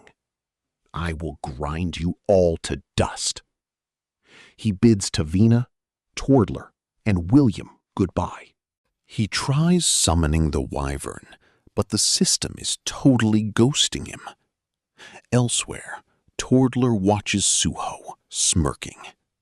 Wanted you around longer. Davina ruined it by yapping. No cap, it'll wear off soon. Suho's status screen counts down. At 0, the system reboots. Staring at the fallen Grey Wolves' names, his face twists with pure rage. Sonoda Hiroshi, I'll literally rip you apart. Turns out, Tordler's gift was actually a synthetic fusion of Memory Stone and Aruka ore. Tordler's research shows Suho flexes 3 elements: earth, wind, and fire. His dimensional essence activation is low-key identical to planet Aruka's elves. But Suho's system glitched the exact second he touched that stone. A rock that size triggers a 24-hour system crash, completely locking him out of his dimensional skills. Once Suho dips, MI6 boss Reynolds hits up Davina for the fight footage. Next, he calls Dr. Tordler to check the test. Tordler confirms it's a total W. The stone works on Aruka's elves too. A greedy smirk spreads across his face. Time to humble those arrogant elves. Tordler is shook. They shared insane alien tech. But Reynolds shrugs it off. No permanent allies here. Planet Aruka's elves could switch up and betray us. With Awakener crimes skyrocketing, humanity will ghost planet Aruka. A rank rules era is coming. They must nerf the elves first. Reynolds hangs up. Hearing the dial tone, Tordler frowns. Bro is spitting straight facts. But Suho's stats are barely 8K. Can synthetic minerals even stop a beast like that? Meanwhile, Junho's squad is just chilling. Seeing Suho's text, they instantly freeze like they forgot their homework. Turns out, they've been slacking hard while he was gone. No one trained. Even Monk Myung-jin hit the bar. Dongsu is crying. Why us? Hiroshi is the literal world champ. Fight him head on? Suddenly the TV shows our encounter. We freeze. They just called us trash on live TV. Is Korea really taking this L? Junho sniffs. We're cooked anyway. Let's just wait for Suho. Myung-jin suggests they lay low for now. Sonoda's threat was dead serious. If Suho didn't show up in 10 days, he'd finish them. Jang Woo fumed. That was pure cringe. We couldn't touch Sonoda. Dong-su agreed they'd be dead if they fought back. Myung-jin nodded. Holding back was a total W. After some banter, Dong-soo asks about Junho's kid. Junho shrugs. He's chill, just rotting in his room watching TV. Honestly, a relief. Plot twist. Jaeon-woo is low-key obsessed, binging Sonoda's fights on repeat like he's totally hypnotized. Sonoda is literally his main idol now. Meanwhile, Wyvern Wings shadow Tokyo's sky. Sonoda Hiroshi, show yourself, coward! Come out and catch this L! That booming voice echoes through the streets. Civilians are losing it, scattering everywhere. News spreads fast as the Japan Awakener Bureau pulls up. Leading them is Jae Do-hwa-gwan, currently ranked 15th globally. No cap. Meanwhile, Japan's tanks and missiles lock on to Suho. Inside Esper HQ, Chief Daigo and Minister Kurosawa watch the feed. Daigo is sweating bullets because Suho is literally the top-tier recruit they have been desperately praying to sign. Kurosawa couldn't care less. This is the perfect chance to see Suho's real power. Zhuo Guan steps up, dead serious. Suho, you're under arrest for illegal entry, inciting panic, and breaking civil laws. Suho barely even glances. Bro, do you ever shut up? Are you Hiroshi? No? Then get out of my way. The crowd is absolutely shook. Bro's got zero fear. Duaguan's face drops. The audacity. Two crimson circles spawn in his hands. Dark energy surges, locking Suho down. Duaguan smirks, rushing him. Stop resisting. It only gets tighter. You're coming with me now. He leaps, aiming a fist straight at Suho's face. The crowd goes wild, thinking Suho is already cooked. But as he closes in, pure pressure hits. Boom! Suho shatters the bind, landing a massive right hook that sends Jiwaguan flying. Jiwaguan skids back, completely shook. Why is my face on fire? Suho smirks, cold as ice. Not bad. When the ops invade your turf, you really gotta crash out. Skill issue, honestly. The Wyvern roars, flexing insane pressure over the entire area. Wiping away blood, Jiwaguan struggles, but admits, Dragon Riders are built different, I'll give you that. Suho shows zero mercy. Then beat it and bring me Sonoda Hiroshi. But Jiwaguan charges again, magic blazing. Predictably, he's about to get absolutely clapped. Genuinely pressed, Suho activates Wind Vortex. Jiwaguan spins like a top, totally helpless in the vortex. With a casual flick, Suho yeets him into a building like a pinball, bouncing straight into another. The crowd and the Esper Authority are completely shook. The world's rank 15 Awakener getting absolutely cooked? Suho is done playing. He towers, roaring as his wyvern ignites.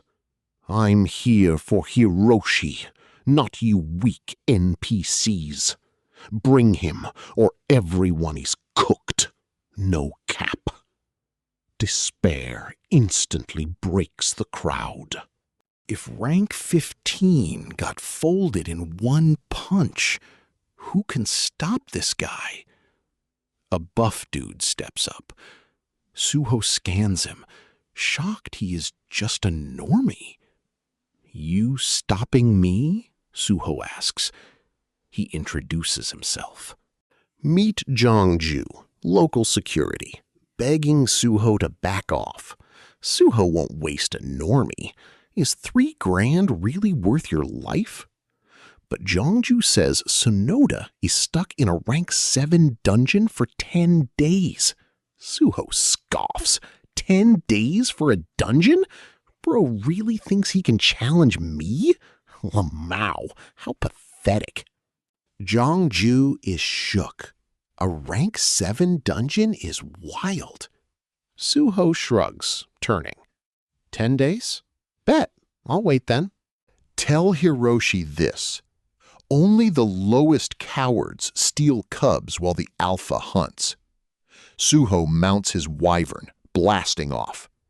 At the Esper Authority, some hotheads still want smoke, but Kurosawa sees the real play clearly. How can they even stop him? Meanwhile, the news is blowing up. Junho's squad cracks cold ones, hyping Suho for restoring their honor. But suddenly, the vibe goes dead cold. A flash outside. Then Gaean-woo's voice rings out. Uncle Suho, you're back! Dad's crew is chilling in the conference room, drinking and watching TV. Suddenly, they all sweat bullets. The door slams open. Suho stands there, looking absolutely livid. Looks like you had fun. Meanwhile, Korean government officials are losing their minds, arguing over how to handle him. The room is split. Half say Suho started beef in Japan, risking a diplomatic L. The rest clap back that Tsunoda asked for it, so Korea had to cook. Even the president is stumped. If Suho goes wild, it's over. He wants to sell Suho out to Japan, but the bureau director is calling cap. He knows it's a total setup, classic Japan. They're just using this drama as bait to snatch Suho. The Bureau's deep dive reveals that Suho's elemental magic is high-key, high-elf tier, meaning he can literally spawn food out of thin air. Dead silence. If the director is cooking, Korea becomes the new planet Aruka, literally the global food hub. Keeping Suho here is a must. After the meeting, Misuk goes to find him, pulling up with Arena Rep Max. She spits facts. To settle beef with Sonoda, the arena is the move. It stops a war and bags a massive prize. That gets Suho thinking. Earth has its rules. He can go rogue, but his fam can't. Why pass on legally wrecking Sonoda? Suho asks, "Can I off him in the ring?" Max freezes, muttering that ring deaths are legal. Suho smirks. Bet. Lock it in. Max leaves, and Misiok drops a file. Congrats. Your guild is rank 6. The government drops a new zone, District 13. The crew is low-key pressed about moving, calling it a bureau trap. But Suho is down to relocate because his massive beast farm needs room to flex. He's setting the main base in Namyang, then expanding. Dongsu is hyped. Branches? Do I get to be a district lord? The squad gets fired up, totally locked in. Suho fumes. You couldn't even defend home base. Back to the dungeon. Grind harder. Then, Suho checks his phone. Sonoda's out. Sonoda speedran a rank 7 dungeon in 8 days, clapping back at Suho in the media. Reading the shade, Suho smirks dangerously. Bet. Now, start counting your days. Meanwhile, Tsunoda's girl hacks the bureau. Seeing Suho's 1,000-year returnee status, she panics and tells Tsunoda. He's totally shook. No cap, how can any human actually survive that long? But she did her homework. She says the crimson spirit fruit spawns once a millennium, despawning in 10 days. And that exact fruit was Suho's first meal when isekai'd. Immortality? Sonoda doesn't care. Anyone blocking his plan gets erased. But his flex is mid compared to Suho. He's just an ant. After accepting Sonoda's arena challenge, the showdown is finally here. Suho pulls up on his wyvern, calling out Sonoda. The crowd goes wild. Not to be outdone, Sonoda flexes his own entrance.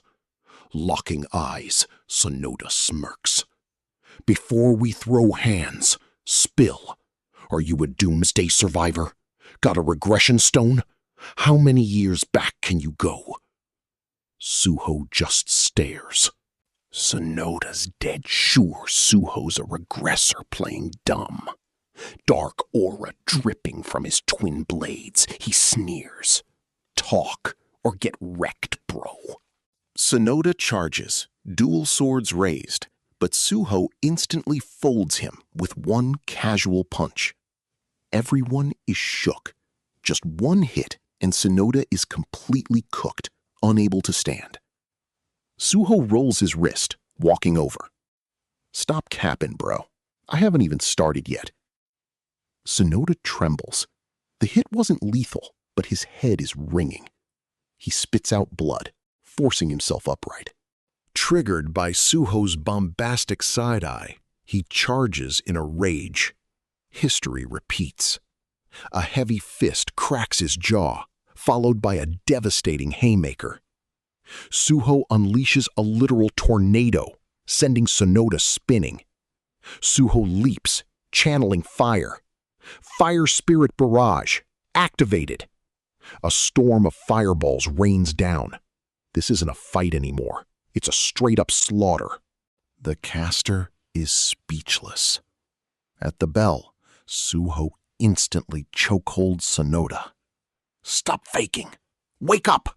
I need answers! Suho sees his HP stats. He's low-key alive. Spill it! Why did you pull up on me? Sonoda lets out a broken laugh. I just want you dead. His HP bar spikes, eyes glowing red. You ruined 500 years of prep. His power keeps surging. Suho is completely clueless, none of this making any sense. Suddenly, crimson energy explodes. Sonoda morphs into a giant horned demon. Catch this divine wrath. The demon has descended. Sonoda low-key chugged the fiend's elixir earlier, and now savage energy surges through him. Laughing wickedly, he unleashes his full power. The crowd is shook, their faces frozen forever, as crimson energy instantly shatters the arena's protective barrier. Instantly, the whole arena gets sent straight to the Shadow Realm. In the comms room, Kurosawa smirks. Fiend's elixir? No cap. Sonoda cooked up some wild hacks on planet Guchang. The arena's cooked. Nothing but rubble now. The crowd? Wiped out. Even Sonoda's girl backstage got KO'd by the shockwave. Bro looks like a straight demon. That was his ultimate. God's wrath. He only summoned that demon because human vessels can't tank that power. What a waste. He saved this flex for the rank 8 Toad Lord, not expecting a mere human to push him.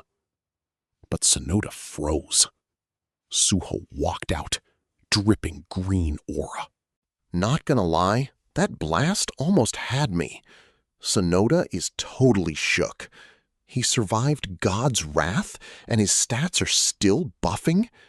Panicking, Sonoda gasps, "Is that a return artifact?" Suho sneers, dripping with pure killing intent.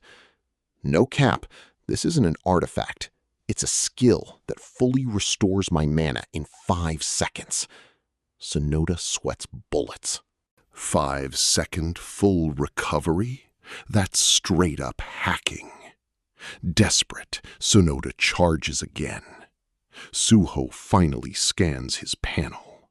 Hybrid, U rank. He laughs. A trash U rank being this cocky? For real? One punch to the face. Suho is now officially done playing. Suho unleashes a tornado, roaring, "Ruined your 500-year plan? Come catch these hands then." Sonoda struggles, his face contorted. Suddenly, a violet crystal flashes, erupting a purple barrier. 5 centuries of hard grinding, and you just trash it like that? Unforgivable, Suho answers with a flying kick. Sonoda shifts to defense, low-key smirking. Bet. Show me your absolute peak. Next time we meet, every power you have will be mine. I'll devour your soul. A screen pops up. Copying, 79%. Playing dirty? You picked the wrong guy, bro.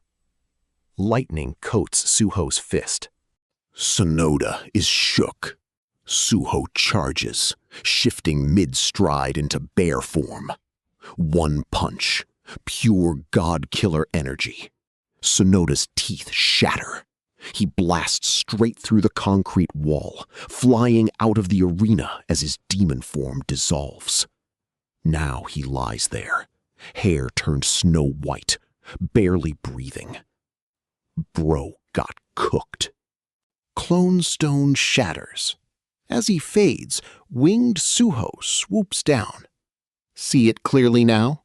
You couldn't save Earth after all this time. It's a total skill issue, honestly. Suho's words hit different. Sonoda is seething with rage, but Suho cuts him off. Stay out of my turf.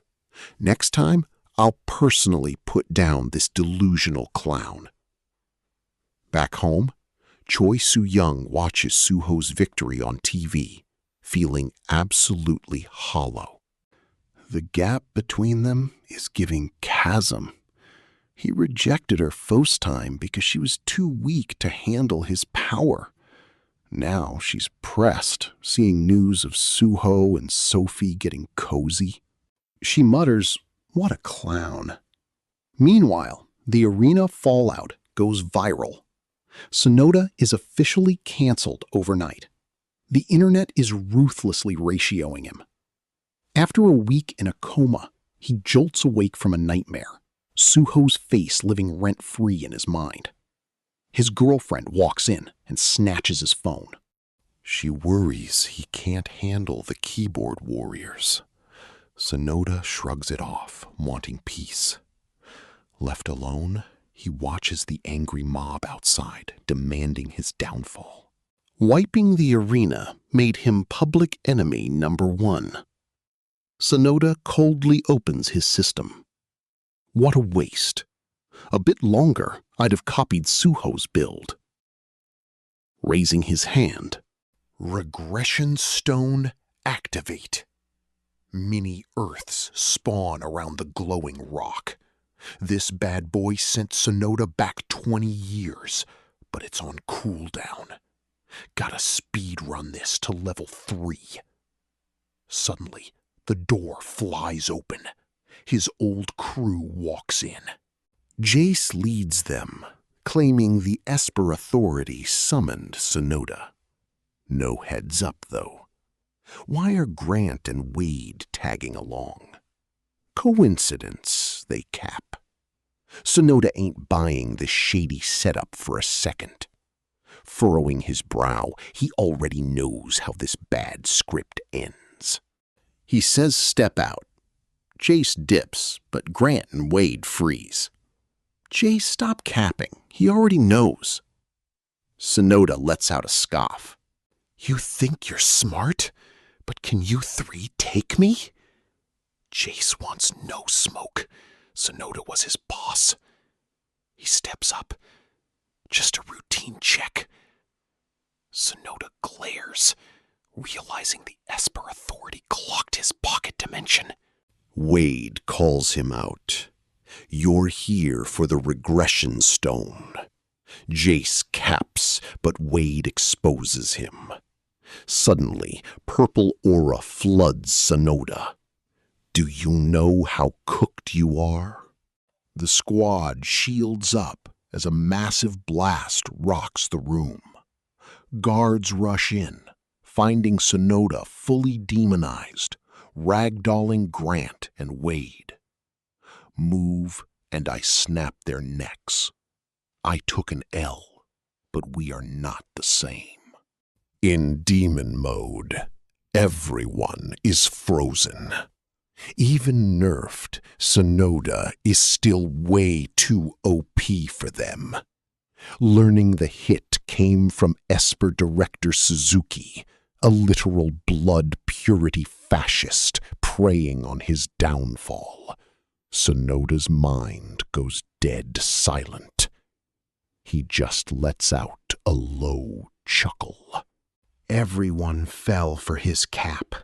I've seen Japan get wiped 25 times. I tried to change fate, but this land is just Snake Central. Does my girl know? Jace nods, trembling. That's it. Sonoda snaps. Grant and Wade instantly explode into a red mist. His eyes go icy, staring down the last three. You're next.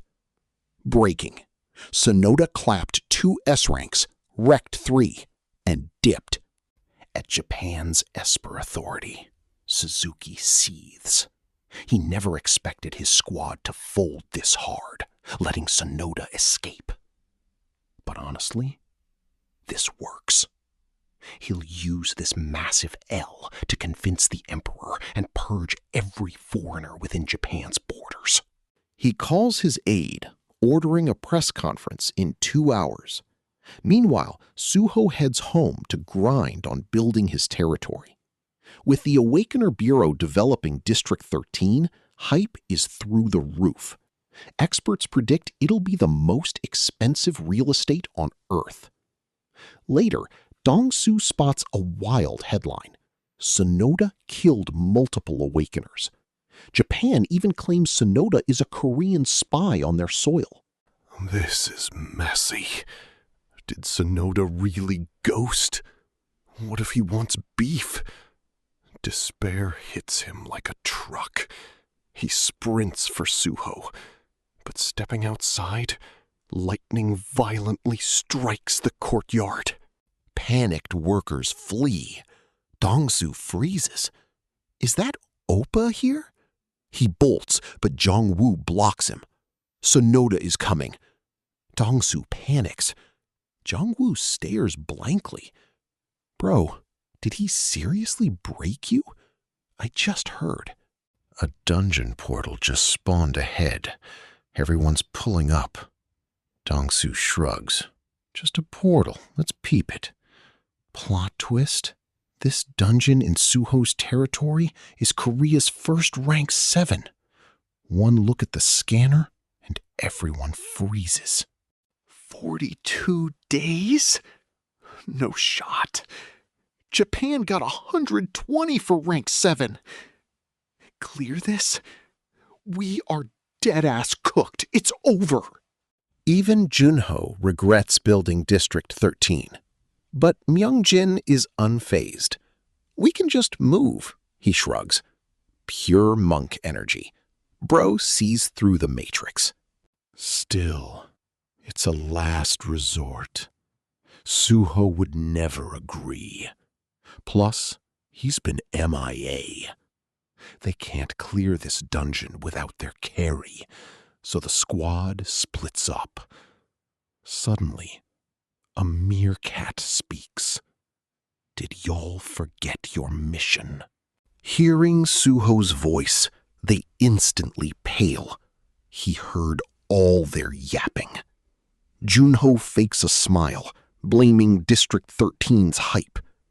Dongsu and Jangwoo blame the Lord Gossip, while Myungjin just mutters a soft Amitabha.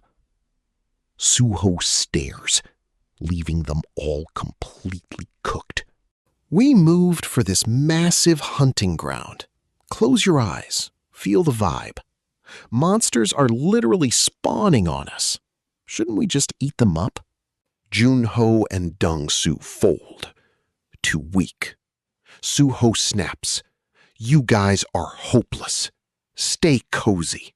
Your grind means nothing. Flexing power and cash isn't everything. It's about having that dog in you. Fold now, and it's over. Bet on yourself, and you might cook. That speech hits different.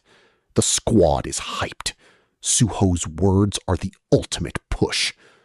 Going human, Suho drafts 2 for run 1.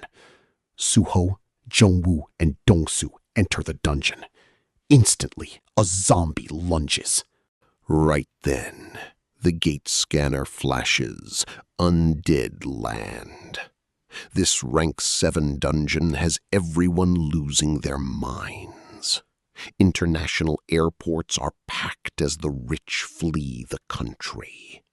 Meanwhile, the Awakener Bureau Chief is now holding an emergency meeting. Staring at the trio's stats, the room freezes. Rank 7 dungeon. Can they clutch it? The stressed chief asks if they're ready. His squad is crying. Rank 6 broke them. Rank 7 means death. The director is totally cooked. Some say pull Suho's guild and wall off the dungeon. But that's a temporary fix. A rank 7 dungeon spawned in Korea, and more are coming. Still, Suho's tree barrier is cracked. If he clears this, Seoul becomes the safest zone on Earth. No cap. Looks like he needs a way over. The director pulls up the feed on Suho's territory, but the screen leaves everyone speechless. While they're stressing out here, those guys are just chilling, eating and drinking like the dungeon doesn't even exist. Honestly, they're just living their best life. The boss drones in to check Misuk, but she's just vibing in a bikini. He rages. Stop pulling a Choi Su! Supervise! Don't vacation! She dresses fast, telling him, chill. Suho has this totally covered. Director, the dungeon's been live for 2.5 hours. Junho's on construction. Myungjin's cooking with recruits. Everything's clockwork. Anything else you want to know? He's utterly speechless. A minion bursts in. Spec Ops are ready to roll into Seoul. The director grins. Prep them. Bring my gear. I'm pulling up to Suho's turf to lead. Everyone here sees right through his cap. Take command? Bro's just running away. Meanwhile, in a Japanese interrogation room, Hiroshi's girl is chained up. The heavy door groans open. Suzuki strolls in. Akiko glares with pure hate. Still want to catch hands, kitty? Want to beat down? He drops iron rings. Akiko is shook. Wonder where I found these? Don't guess. I've read it all. Akiko's shook. What do you want? There is some crazy tea inside even Sonoda hasn't seen. Great intel. That diary literally spoils the future. Who goes hero or villain? Sonoda knew, scouting them before they had even peaked. Honestly, those guys would have carried Japan anyway. But that snake Sonoda scammed his way to champion, playing the national hero. Turns out his whole cheat was just a regression stone? Akiko scoffs. All that hype for nothing. Suzuki's face goes dark. Where's Sonoda? Akiko smirks. No worries, he will find you. Ever since his sewer escape, Sonoda had completely ghosted the world. On some beach, Sonoda sits chewing begged scraps, his buzz cut hiding his former ego. Scrolling his phone, his eyes suddenly pop. No shot! Suho and just 2 guild members entered a high rank? Just those 3? Sonoda scowls. What a clown. He writes down Suho's info. With 2 years before his regression, he'll low-key survive and gather every single piece of tea on him. Back in Korea, special forces pull up to Suho's turf. Seeing the armored convoy roll in, Junho is losing it. Suho hates gatecrashers, and now a whole army spawned. The director steps out. Junho and Misuk are shook. Why is he here? The director claims he can't just chill in his office during a crisis. He's here for moral support. Misuk is shook. Soon, the Awakener Bureau camps outside. Forget Junho's headache. The landlady is speed-running dinner for 20. Her cleaver outpaces his blade. Misuk asks the director if he's just hiding out. He instantly freezes. Since you called it, move your hammock into my office. That night, the Special Forces captain begs to raid the dungeon immediately. But the director is chilling. He seriously doubts their skills. Suho literally cleared rank 6 in 8 minutes. Rank 7, and they're MIA for a whole day. Even a beast like Sonoda got his squad wiped. Special Forces are Korea's last shield. No L's allowed. The captain reads the room. Director's waiting for Suho. Fine. 1 more day. Meanwhile, Choi Soo-young tosses in her tent. She took this sensory captain gig just to catch a glimpse of Suho. Suddenly, Misuk walks in. Came all this way? But Suho ghosted. L. Soo-young covers her ears. La la la, not listening. Misuk laughs. Then why'd you spam call him? Exposed, Soo-young gets salty about her call log being snooped. As they bicker, a redhead spawns at the door. Misuk beams, glomping her. Sei-hee, finally! Soon, the trio is inhaling fried chicken and spilling tea about some boys. Sei-hee spills the tea on Suho and Sophie. Turns out they never dated. He dumped her in 5 minutes. Total skill issue. Soo-young's mood clears. She can't hide that smirk. She totally misjudged him. Watching her squirm, Misuk smiles knowingly. This girl is officially down bad. Then Sei-hee suddenly pivots. Does Suho have a thing for muscle mommies? Sei-hee, Korea's top female ranker, asks Misuk to set them up. Suddenly, a sharp crack echoes. Soo-young literally just bit her drumstick in half. This bag is secured. Let them try. Day 1 in Suho's dungeon. Special Forces snap. 30 hunters, including Soo-young, line up at the dungeon gate. This rank 7 raid has a 42-day limit to clear it 88 times. Relying solely on Suho is no longer meta, but the rush is real. 2 members get locked out as the portal shuts. The director is losing it. The ops team is mid, and now 2 S ranks are left behind. Suddenly, someone spots the dungeon countdown. Everyone stares at the entrance, completely frozen.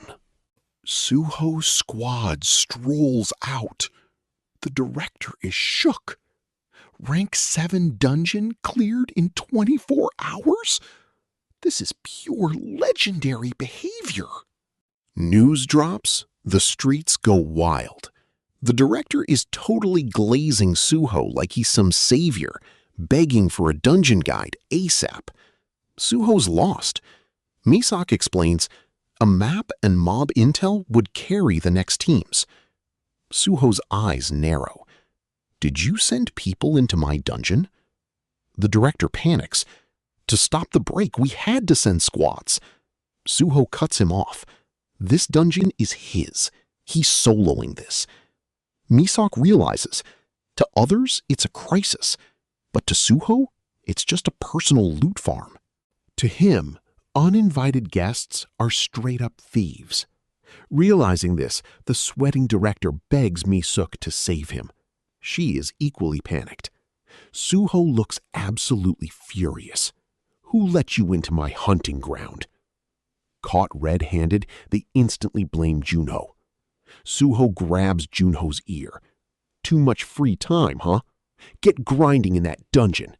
Junho's not the only one dragged in. Myungjin gets pulled too.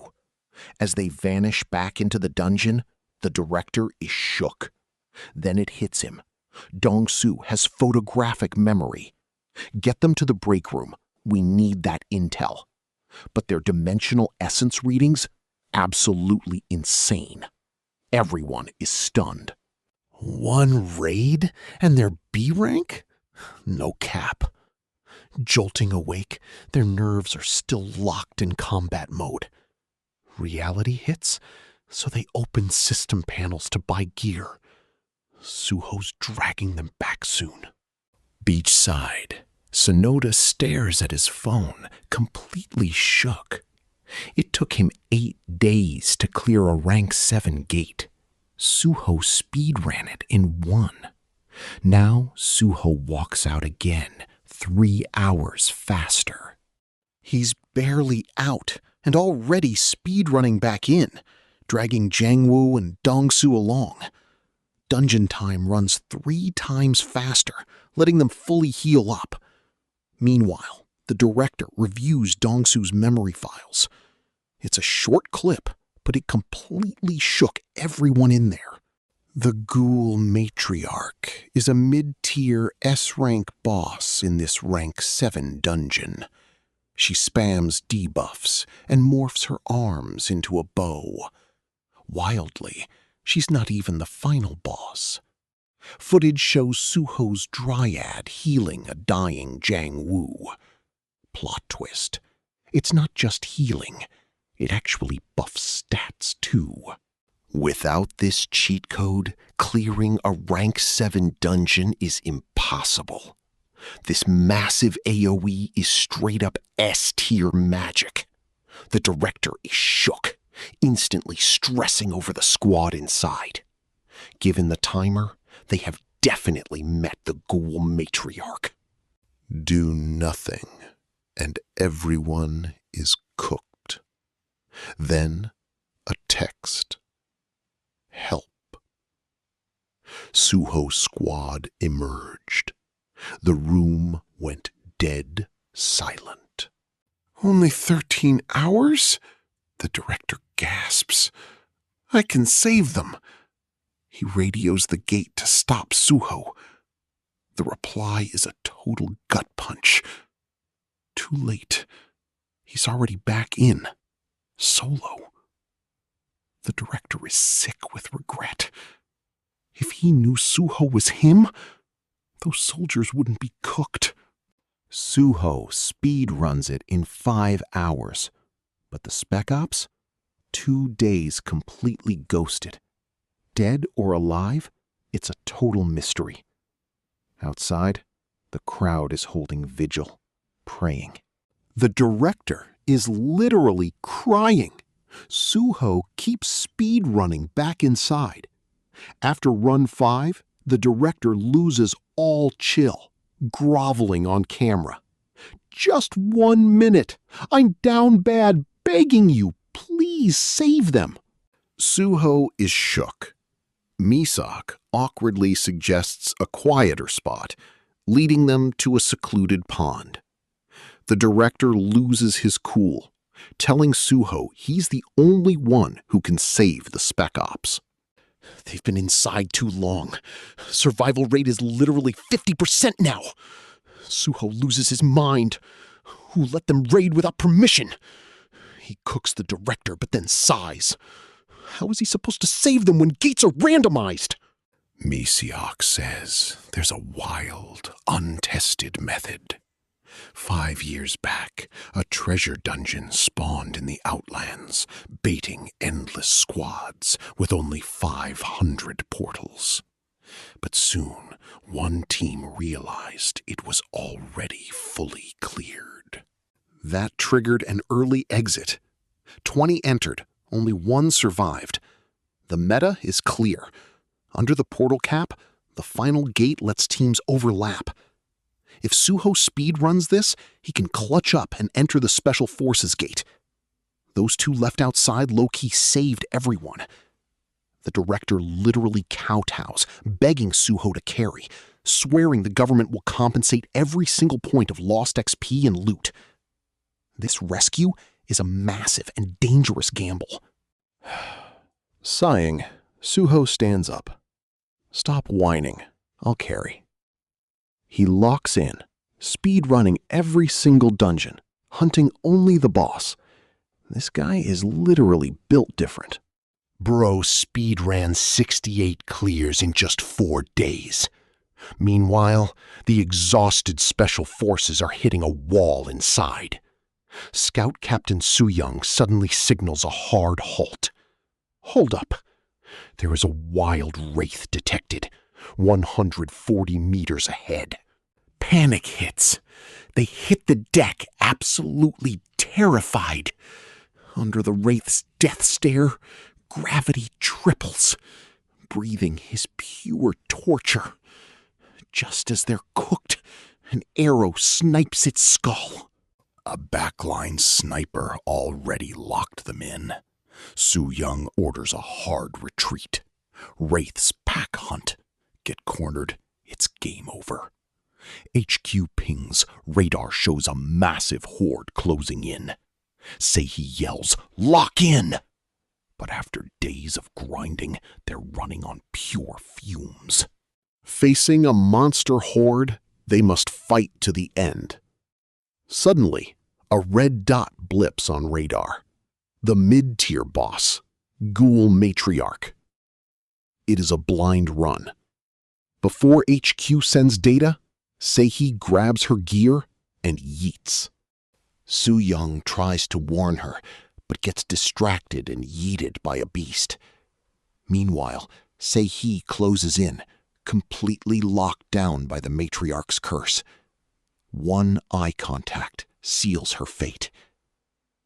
Right then, Suho finally exits the dungeon.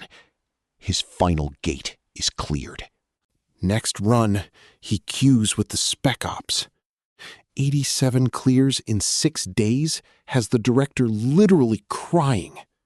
Data says their survival rate is 30%.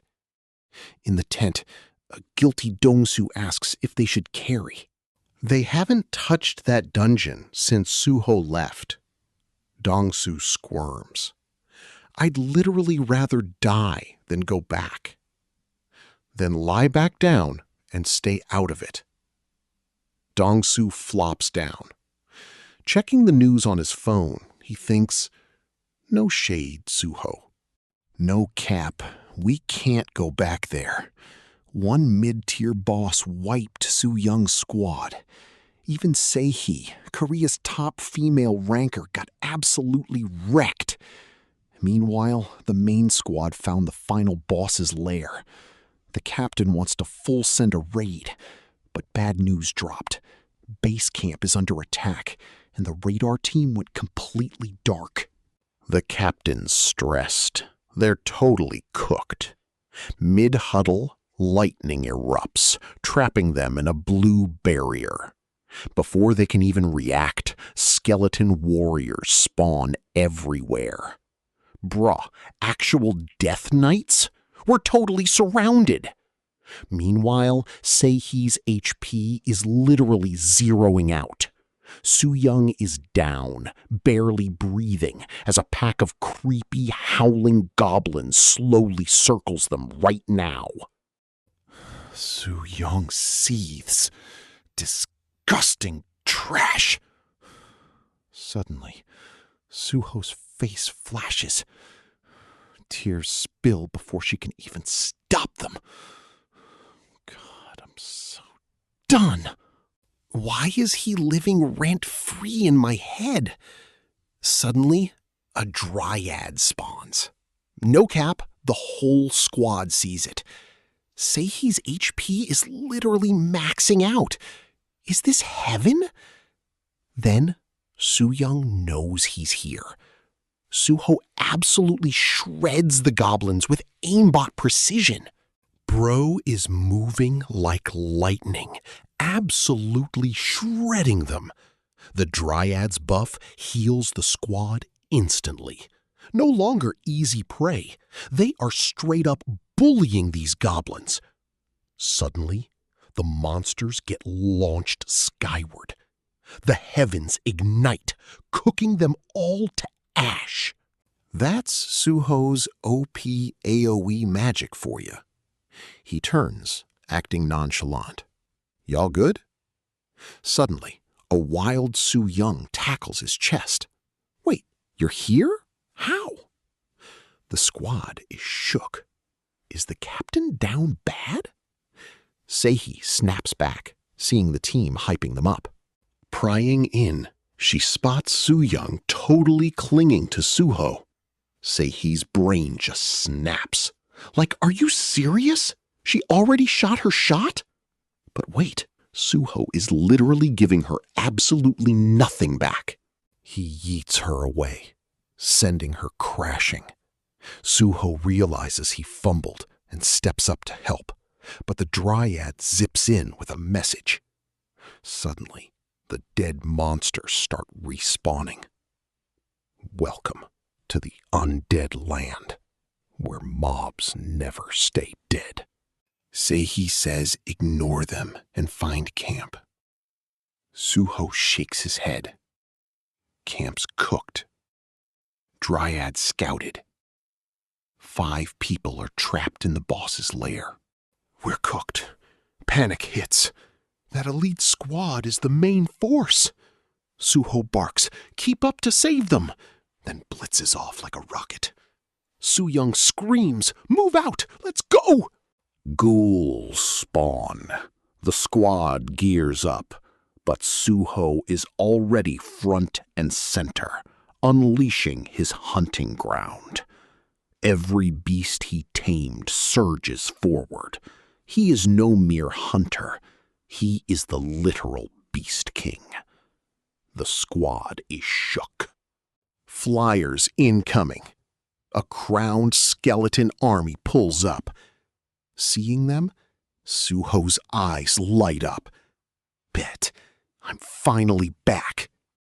Finally pulling up. Lich. Just the name has the squad shaking. This undead king is built different. Thousands of skeleton ops are rushing us, led by giant death knights. Meanwhile, black smoke pours from his lair. The Lich's heart is resurrecting them. Trapped inside, the captain understood the assignment. To save his squad, he solo runs the sanctum to blow it up. Meanwhile, Suho goes beast mode, cooking a sea of fire. His magic ashes the Lich's mobs. He locks eyes with the boss. Suho scoffs. Beat it, mirror clone. Golden flames ignite as 4 glowing orbs circle the Lich. Spawn wyverns. With Suho's loud roar, the orbs burst, unleashing massive wyverns that instantly devour the Lich whole. The crew is totally shook. Is this guy literally hacking? Lightning crackles around Suho. Keep up. We're speedrunning the main boss. Inside, Cap is straight up cooked. Ghouls pinned him instantly. He bit off way too much. Outside, his squad is down bad, barely holding on. Just as Hope dies, lightning strikes and a wild boar crashes right through. Out of nowhere, a massive bear slams down. Everyone is shook, jaws dropped. Then Suho descends, flexing lightning and fire. With one swipe, he obliterates the skeleton mob. Before the team even processes it, healing green energy wraps them up. No shot I'm letting you solo run the Sanctum, bro. We ride together, no cap. You seriously think you can main character this boss lobby without your squad? Wait here. I'm carrying. Beast mode activated. He yeets into the barrier like a hurricane, shattering it instantly. The squad is totally shook. Is he literally hacking? Riding lightning with fire hands, Suho absolutely deletes every mob in his way. Outnumbered 1 versus 100 by ghouls, Suho goes beast mode, shredding them with zero effort. But when the final barrier shatters, he freezes. Suspended over a coffin is Captain Jinwoo. What is wilder? A heart beats inside that coffin, slowly draining Jinwoo's life force. This is low-key terrifying, no cap. Lich trying to hijack his body? Suho summons fire, no cap. The coffin goes boom, and the Lich's soul screams. The Sanctum detonates. Outside, the squad is totally shook. Ghouls turn to dust. Lightning strikes, and the dungeon exit finally spawns. As the countdown starts, everyone outside hypes up. The gate is open! It's open! Suho actually clutched. Carrying Jinwoo out, glowing green aura heals them instantly. Rejoining the squad, they exit the dungeon. Just like that, Suho's certified MC legend is sealed. 6 days. Cleared the dungeon, panicking Korea just like that. Swarmed by reporters, Suho transforms and flies off, leaving only feathers. Watching him, Seihi literally melts. This man's riz is unreal. He's literally my soulmate. Do you like Suho too? Cornered, Soo-young acts totally clueless. No way she'd ever simp for him. That dungeon grab was pure adrenaline. Seihi just laughs out loud. Bet. I'm chasing him. We're besties. Don't even try competing.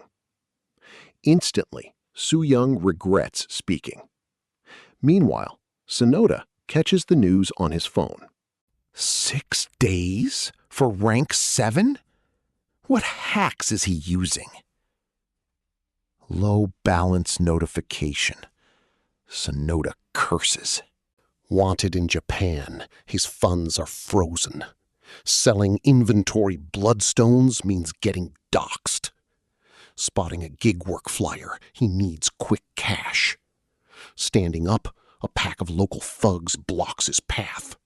Before he speaks, they start clowning him. When you're down, even dogs bark.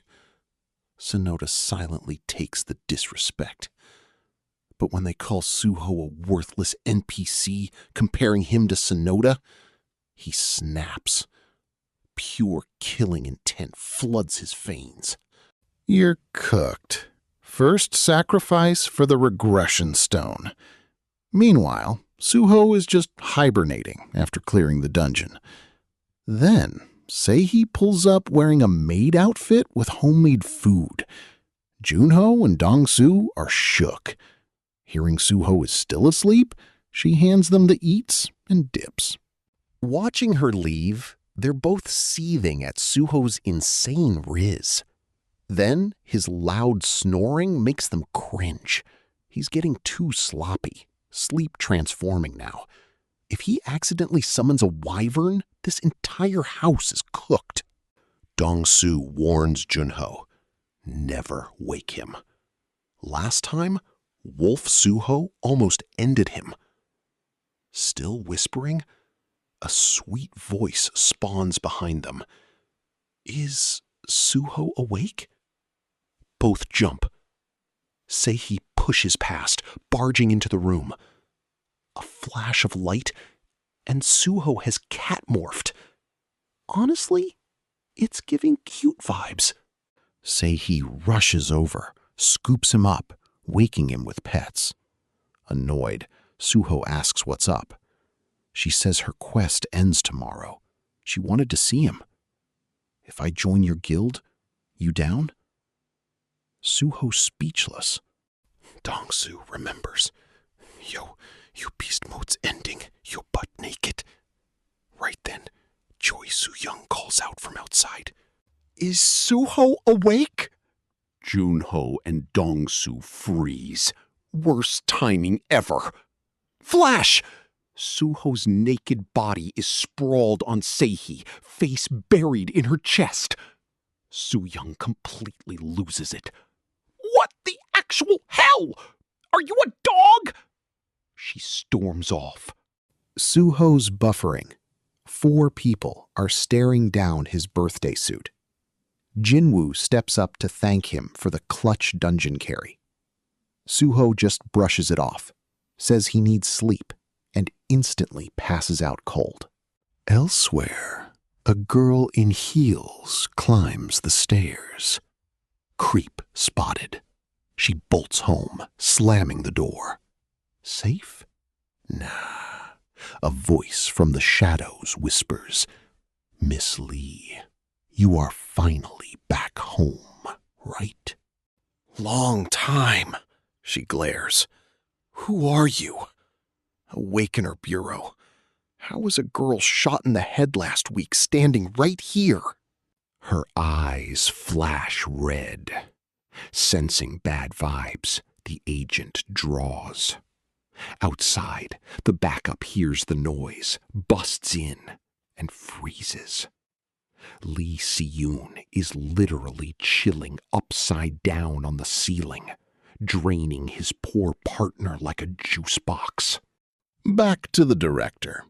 Ever since Suho saved the special forces, he's been thriving.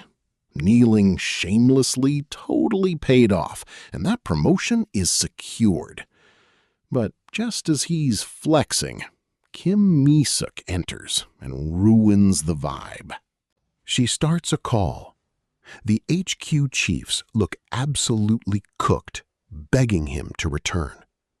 High-rank dungeons are spawning everywhere, sending massive refugee waves fleeing. Russia is about to drop nukes to stop the surge. The director frowns. Not my problem. I'm no savior. But his staff reply, if those nukes drop, the monster horde will pivot and pour straight into Korea. Defenses are up, but if S-rank monsters spawn, Korea is cooked. The director locks in, asking about the home front. It's giving apocalypse. 14 dungeons popped in Seoul today, and everyone is losing it. He's stressed. Plus, the cops just dropped a case. 2 agents got iced. A vampire back from the dead 3 times? That's it. The director is low-key done. Dungeons and bloodsuckers mean his vacation at Suho's is cooked. Suho plots territory growth with Dong-soo. Having leveled up, his monster squad can easily hold it down. Suho plans to grind outside, but first he will build a moat and tame stronger beasts. Right then, Mi-suk pulls up. The director called. Home dungeons are wilding. She wants Suho to carry. But Suho, living by jungle law, has zero interest. Stealing kills on another's turf is forbidden. Suddenly, boom! Bloodstone power station glitched. Suho clutches up, dousing flames. This mess locks him in to build that river. Junho drops a reality check. They're broke. River projects cost serious bank. Suho sighs. Time to speed run making cash. Cue Misuk. She knows a rank 4 scorpion dungeon in Gyeonggi-do. Word is insane loot drops hourly, and mobs yield 4 to 5 bloodstones each. Everyone is hyped, though the entry fee is steep. Misuk says Gall Guild runs it and wants Suho to carry them. Bonus, they do river construction. A sweet deal could slash their project budget in half. The squad is locked in. Time to move.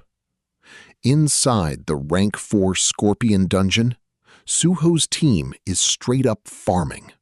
Clearing every mob slows them down, while outside, the world is cooked. Russia went nuclear on a monster breakout, but the blast redirected the horde straight to Korea.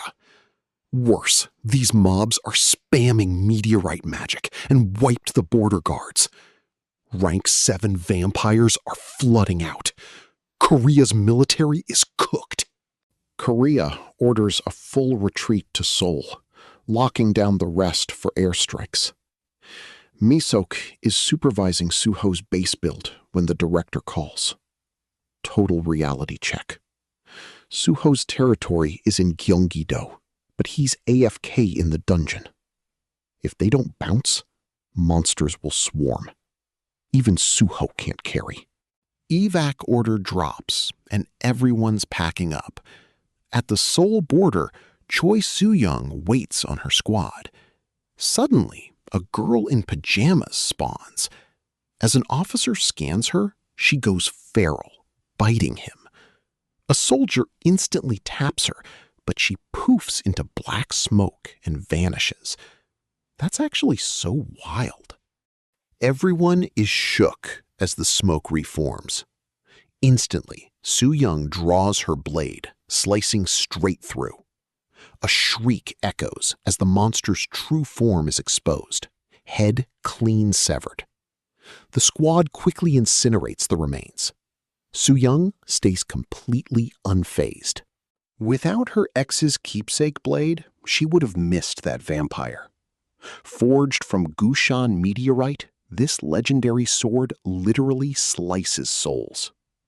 Meanwhile, Misuk is trying to reason with the landlady. Everyone else already dipped, but the stubborn boomer lady won't budge until Suho gets back. A soldier rushes in. Junho's kid is MIA. Misok's head is literally exploding.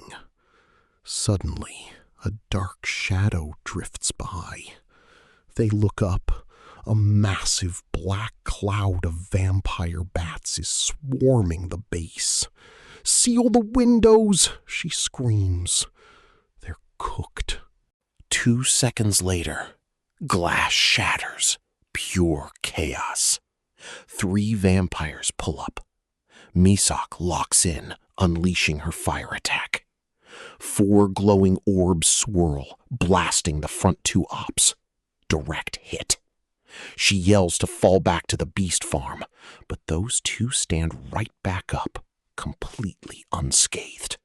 No cap, these guys are just built different. Caught lacking, she takes a fist to the face. She drops, her head spinning. The vamps go feral. 2 try to feed, but the 3rd starts throwing hands. While vamps are beefing, a bike blasts through. 1 clean slice. First vamp down. Next gets deleted before it can even hiss. Soo-young is here. Soul Reaper active. Evac the wounded now. Escapes blocked by a bat wall turning into vamps. Soo-young instantly deletes 1, but they're surrounded. Suddenly, Snowy clutches up out of nowhere, absolutely shredding a vamp in one bite.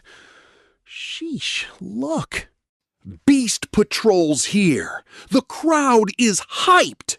Snowy pulled up with a wolf pack. Vampires are cooked. They're getting absolutely shredded by their natural counters. But then the vamps target Su Young, who is completely defenseless. She shields up fast, but gets swarmed instantly.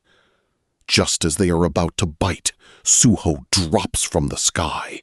Fire spirits explode, and those monsters are cooked to ashes. Suho eyes the wreckage, instantly triggered. Who said you could step onto my turf? Suddenly, black smoke spawns under Su Young. Suho blows it away, revealing her unconscious in a woman's arms. Checking his system, his face goes cold. A vampire queen? He demands to know what she's doing on his turf. She arrogantly replies, "This territory is mine now," licking her lips as her eyes lock onto Suho. Suho smirks. Great, a total psycho. Catch this L and die. Fire magic ignites, screaming straight at her. She dodges, but the blast grazes her. Before she recovers, Suho is already on her, lightning charging every step. The vampire queen feels his insane aura closing in. Realizing she's cooked, her body dissolves, fading into black smoke.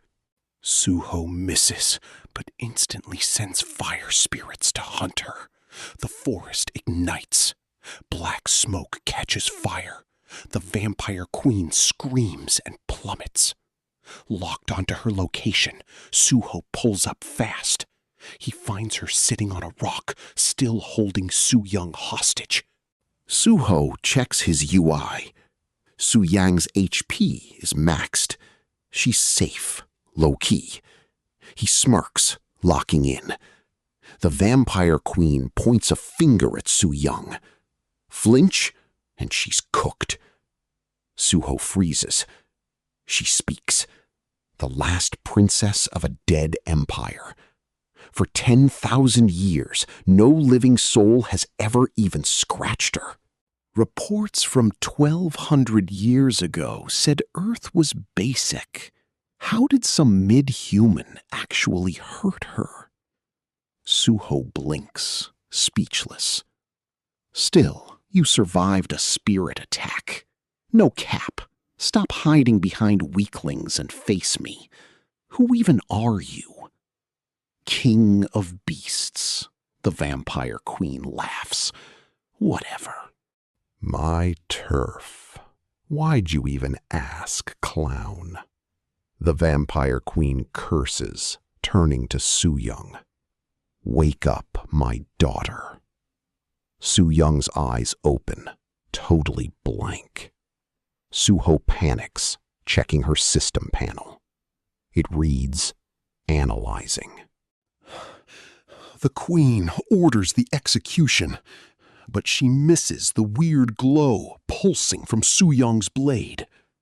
Gripping the Soul Reaper, Su Young snaps back to reality. She spins, decapitating the vampire queen instantly. Zero hesitation. The severed head is shook. Then pure rage. If I can't have her, she dies. The queen's endless yapping grates Su Young, who yeets her head. Suddenly, blue flames consume the body, pointing skyward. Suho looks up. A massive meteor is plummeting. Su Young is shook. The queen mocks. Just the start. My squad will erase everyone. The meteor is literally inches from Suho's face. He roars, beast mode instantly on. Suho throws one massive punch, stopping the meteor dead. Su-young is totally shook, eyes wide. The vampire queen is coping so hard. Sacred power? Then he's... Crack! Su-young's soul-reaping blade silences her forever. Seeing her standing strong, Suho finally sighs in deep relief. I'm glad you're okay. And thanks for protecting my family. Her crush thanking her leaves Su-young totally speechless. Suddenly, Junho's squad pulls up. Seeing she's safe, everyone exhales. But Su-young remembers absolutely nothing. Junho warns Suho they gotta bounce. Airstrikes are coming. Suho is totally lost. Before Junho can explain, Su-young's eyes flash yellow. Sensing it, Suho slams his palm down, activating his tracking skill. A massive red tide is rushing them. Over 1 million incoming, no cap, Su-young yells. Everyone freezes. Run? No. Suho warns Junho not to touch his prey. But Su-young cuts in. Too late. They are already here. Bombs rain down. Unfazed, Suho goes golden eagle mode and yeets forward. The squad shares stressed looks and follows. Against OP weapons, are they cooked? Meanwhile, the U.S. deploys OP nuclear jets to intercept the monster horde. Hearing this, Korea's top brass is hyped. They wailed hard on Seoul's defense. Stopping them at the perimeter means 0 damage. An aide briefs the president.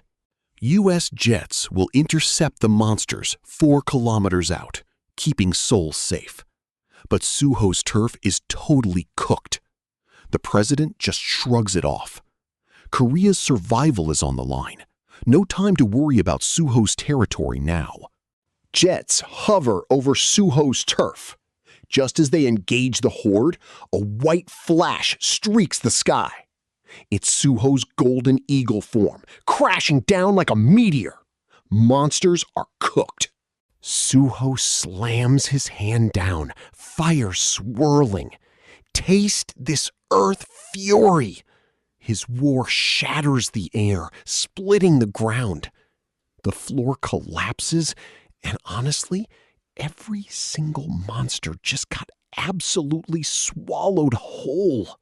Su-young's squad pulls up, totally shook. Is it over? Suddenly, a roar shakes the ground as a giant beast breaks out. Suho is unfazed. He triggers his wood magic. Thorny vines wrap and crush the monster ruthlessly. It howls, spitting fireballs. Suho smirks. You trash really think you can flex on me? He growls, slamming his palm down. Fire spirits spawn on command, wiping the monster horde. 1 million mobs instantly turn to ash. But this massive flex drains him, and Suho's eyes slowly close. Meanwhile, the Korean presidential office is completely shook, watching his insane power. Even the director didn't expect this domain magic to be so OP. Surviving monsters crawl out, but Suho is completely out of mana. He collapses. Behind him, everyone panics. No, he's cooked! Suho is cooked. They charge in, spamming flashy skills to clear every last mob. A few days later, Hiroshi lands a convenience store gig in Korea. At least he won't starve. Overhearing customers gossip about recent murders, he scoffs, opening his regression stone panel. He needs 298 more bodies to level up. Clerk by day, killer by night. Vamps get blamed for the kills, but it's all Hiroshi. He checks his phone, hyping up the news. Past loops say Seoul should be cooked by now.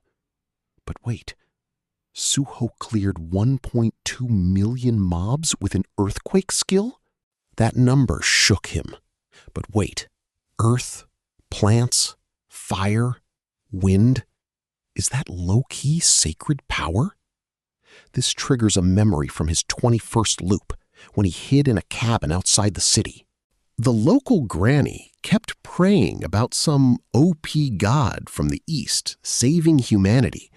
Hiroshi thought she was just being Delulu.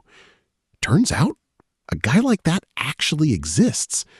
But she said he had a giant scar across his face, which doesn't match Suho's look. Wait, what if others have this divine power too? There must be a catalyst. Suddenly, it clicks.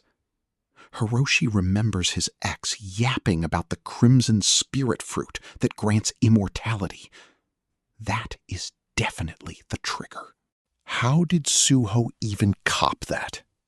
If Hiroshi runs it back before the calamity to shadow Suho, can't he snatch the crimson spirit fruit? No cap, it tracks back to the regression stone. Once Suho solos that mob, Korea buffs his guild to rank 0. Suho City gets total autonomy, just like Seoul, signing a formal defense pact. Basically, Korea trades land for his protection. But Suho has 0 interest in playing hero for them. He only wants to protect what is his. Misuk promises no charity here. Korea pays per raid. Suho shrugs. Slaying monsters or chickens, same energy. But before the ink dries, Misuk drops a bomb. She wants him to hire her. Suho and Soo-young are shook. Leaving a cushy government gig to work for him? Misuk smirks. She was a bureau boss after all. If hired, she will grind to recruit top talent for Suho. Suho agrees. Misuk is built different. With her, managing this territory is 0 stress. Approved, she will quit within a week. Leaving, she warns Soo-young. Orders from above, vampire squad duty. Soo-young loses it. Barely rested and they're already dumping chores? Am I their NPC? I'm literally not recovered. She slams the table, storming off. Since fighting the vampire queen, her body feels off. That bite mark is low-key mutating her. 1 week later, Soo-young is back on the grind hunting vamps in Seoul. Misuk drops her resignation, leaving the director begging. Global eyes are on Korea, exposing their major fumble against monsters. Look, cities are declaring independence, signing defense pacts with foreign powers. Meanwhile, in Japan, 2 guys are plotting to absorb Korea. To them, Suho is the only real threat. Outside Seoul, every city is looking for a carry. Suzuki wants Jeju for the Iruka portal, but his ally says to chill. Word is, Busan's opening a Guchang gate. Those guys are down bad for Namgoon clan swordsmithing. Suddenly, a wild portal spawns right behind them.